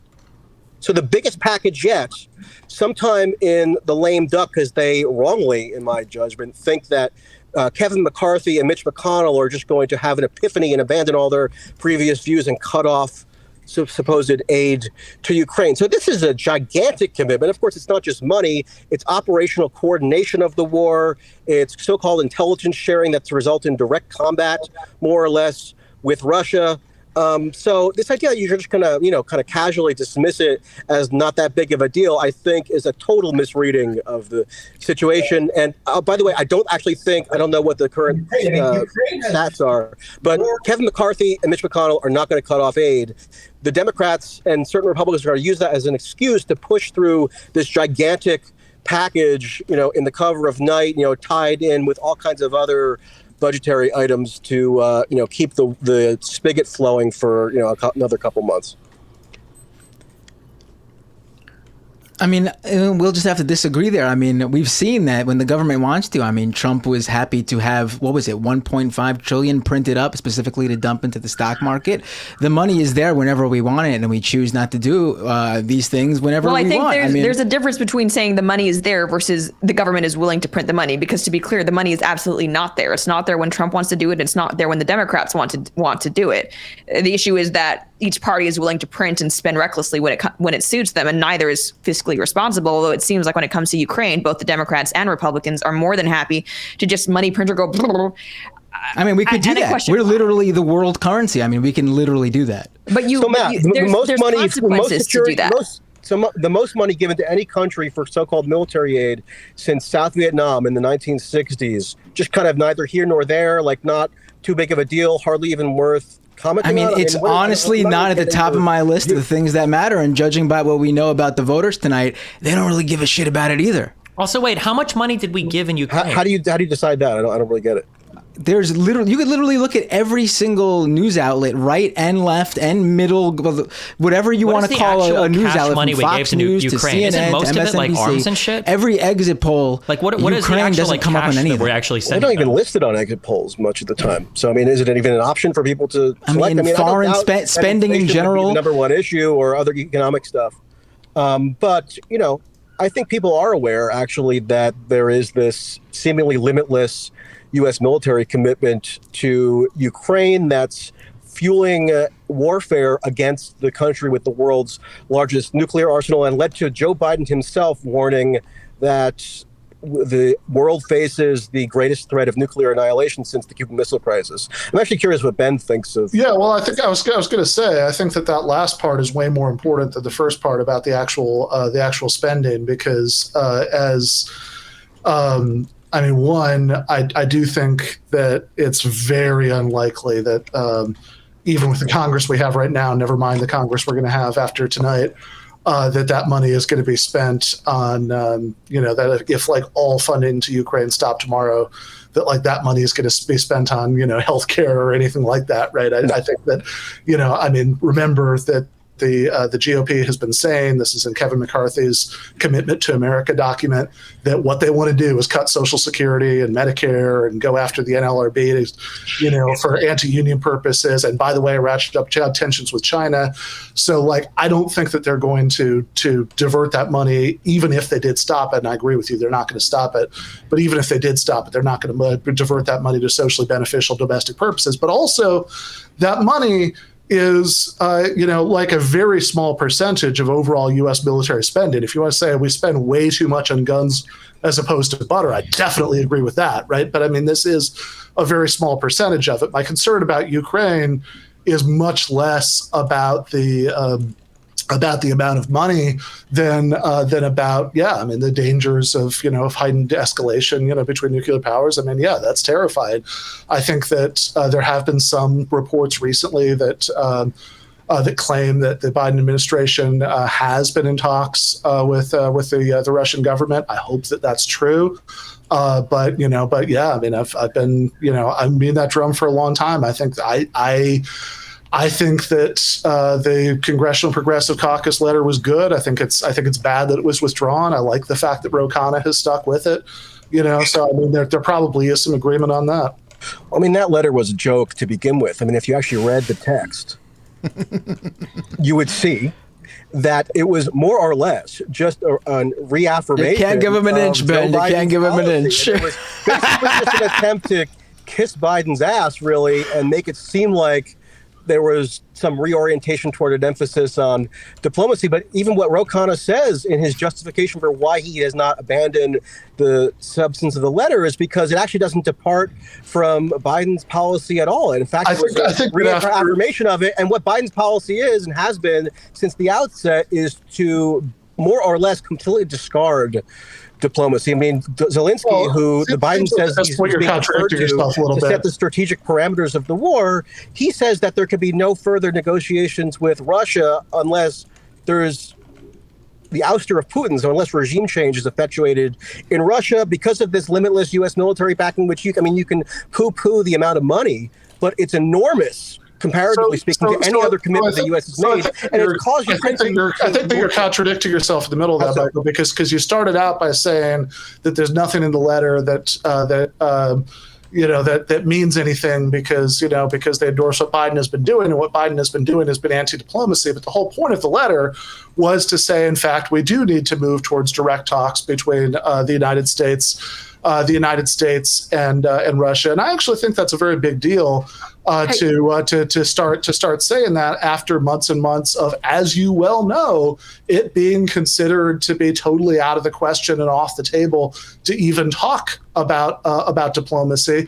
I don't really see how you can have it both ways, that it's like really bad that diplomacy has been ruled out and that it's just completely meaningless that this letter advocated diplomacy. Because Biden and Blinken and other administration officials, they've never formally ruled out diplomacy, right? That's just the practical impact of what's so the fact that they've never formally ruled it out means that the fact that it's not talked about at all is not a big deal, and talking about it and saying it should happen is not a big deal. Well, but even you can find speeches that Antony Blinken, the Secretary of State, has given where he makes a variation of the point that was made in that Progressive Caucus letter, where in theory, it's expressed that they would like to have some sort of negotiated settlement at some point, but it almost doesn't matter because it's just sort of that's completely different. Either way, it's moot because the letter doesn't say that it would be good to have negotiation at some point. The letter says we need to have an immediate drive toward negotiation right now. Now is the time to do that. Like, those are really different. Like, now you could say that it doesn't matter very much because it wasn't going to happen or it wasn't a strong enough statement or whatever, but I don't see how you can say that those are the same thing. Because basically what it did is verify that the signatories of that letter were going to continue to unwaveringly support the policy status quo, meaning that they were going to continue to support all war appropriations bills. Okay, they were never going to apply any I'm conditions never going to get to leave. to continued funding of the war effort. They were not going to deviate or compel Biden to deviate whatsoever from the current trajectory of policy, other than politely urging him to maybe think about okay. Chad, and the irony is that once the letter was Chad is asking that we be focused, guys. So something that I do want to ask, we have some progressives right here. Right now, a lot of Republicans will say that the culture war is on the ballot. And a lot of Republicans have really been driving hard that Democrats want to trans your kids. How do you respond to those charges and the fact that Republicans are trying to make this an election issue, specifically when it comes to suburban moms? I would say that it's incredibly telling that they are obsessively trying to whip up their base about hormone blockers that on average over the course of the last 5 years have been prescribed to people under 18 for trans kids, less than 1,000 per year in the entire country of hundreds of millions of people. That they're trying to make that the center of the election, not say the fact that Kevin McCarthy says he wants to raise the minimum wage for the minimum age for Social Security and Medicare that every single person in the country is eventually going to get. I think it's pretty transparent why they would prefer to talk about the first thing than the second thing, but I don't see any reason anybody else should indulge that. So you think it's just a non-issue? Because what people like Matt Walsh have uncovered is that even in places like Tennessee, Vanderbilt Hospital, they are doing. Matt Walsh is a really nice example about this because very recently on Joe Rogan, he said that millions of kids were getting puberty blockers. So he actually fact check on air that over the course of the last 5 years, it's been less than 5,000 total, so well over 1,000 a year on average in the whole country, a country of hundreds of millions of people. I think that wherever you come down on that, treating this as this vitally important crisis that like the whole election has to be about that, I think is pretty transparently silly. I think, given that there are much, much more important things at stake here that affect everybody, like the Social Security and Medicare examples, like, raising the minimum wage, which Republicans are all against, like, making it easier for people to organize unions, which Republicans are against. Like, those are things that affect everybody's lives in a very bread and butter way. And I think it would be much healthier to focus on that than trying to get in between, kids, parents, and doctors in this tiny, tiny, statistically vanishingly tiny number of cases. So Ben, is that the issue, or is it the school board thing where parents are feeling unheard by these school boards that want these actual weird books in front of their kids? When you say books in front of their kids, in many cases, what we're talking about is books being in libraries, or even kids having access to regular public libraries. There's a teacher who's fired in Oklahoma for literally just helping kids to get, just telling them if you want to read books that are banned in the school library, here's how you can get a public library card. And she was fired for that and relentlessly demonized by the Secretary of Education in Oklahoma. So, I think that I think that this kind of level of book burning zeal to stop people from having any possibility that they can read books that social conservatives find objectionable is pretty rich, coming from people who 5 minutes ago claimed to be big free speech warriors. And two, I think that we really want to make a distinction there between we're putting it in front of you like this is assigned reading. Okay. I said goodbye to Deb. Okay, listen. I'll be back tomorrow.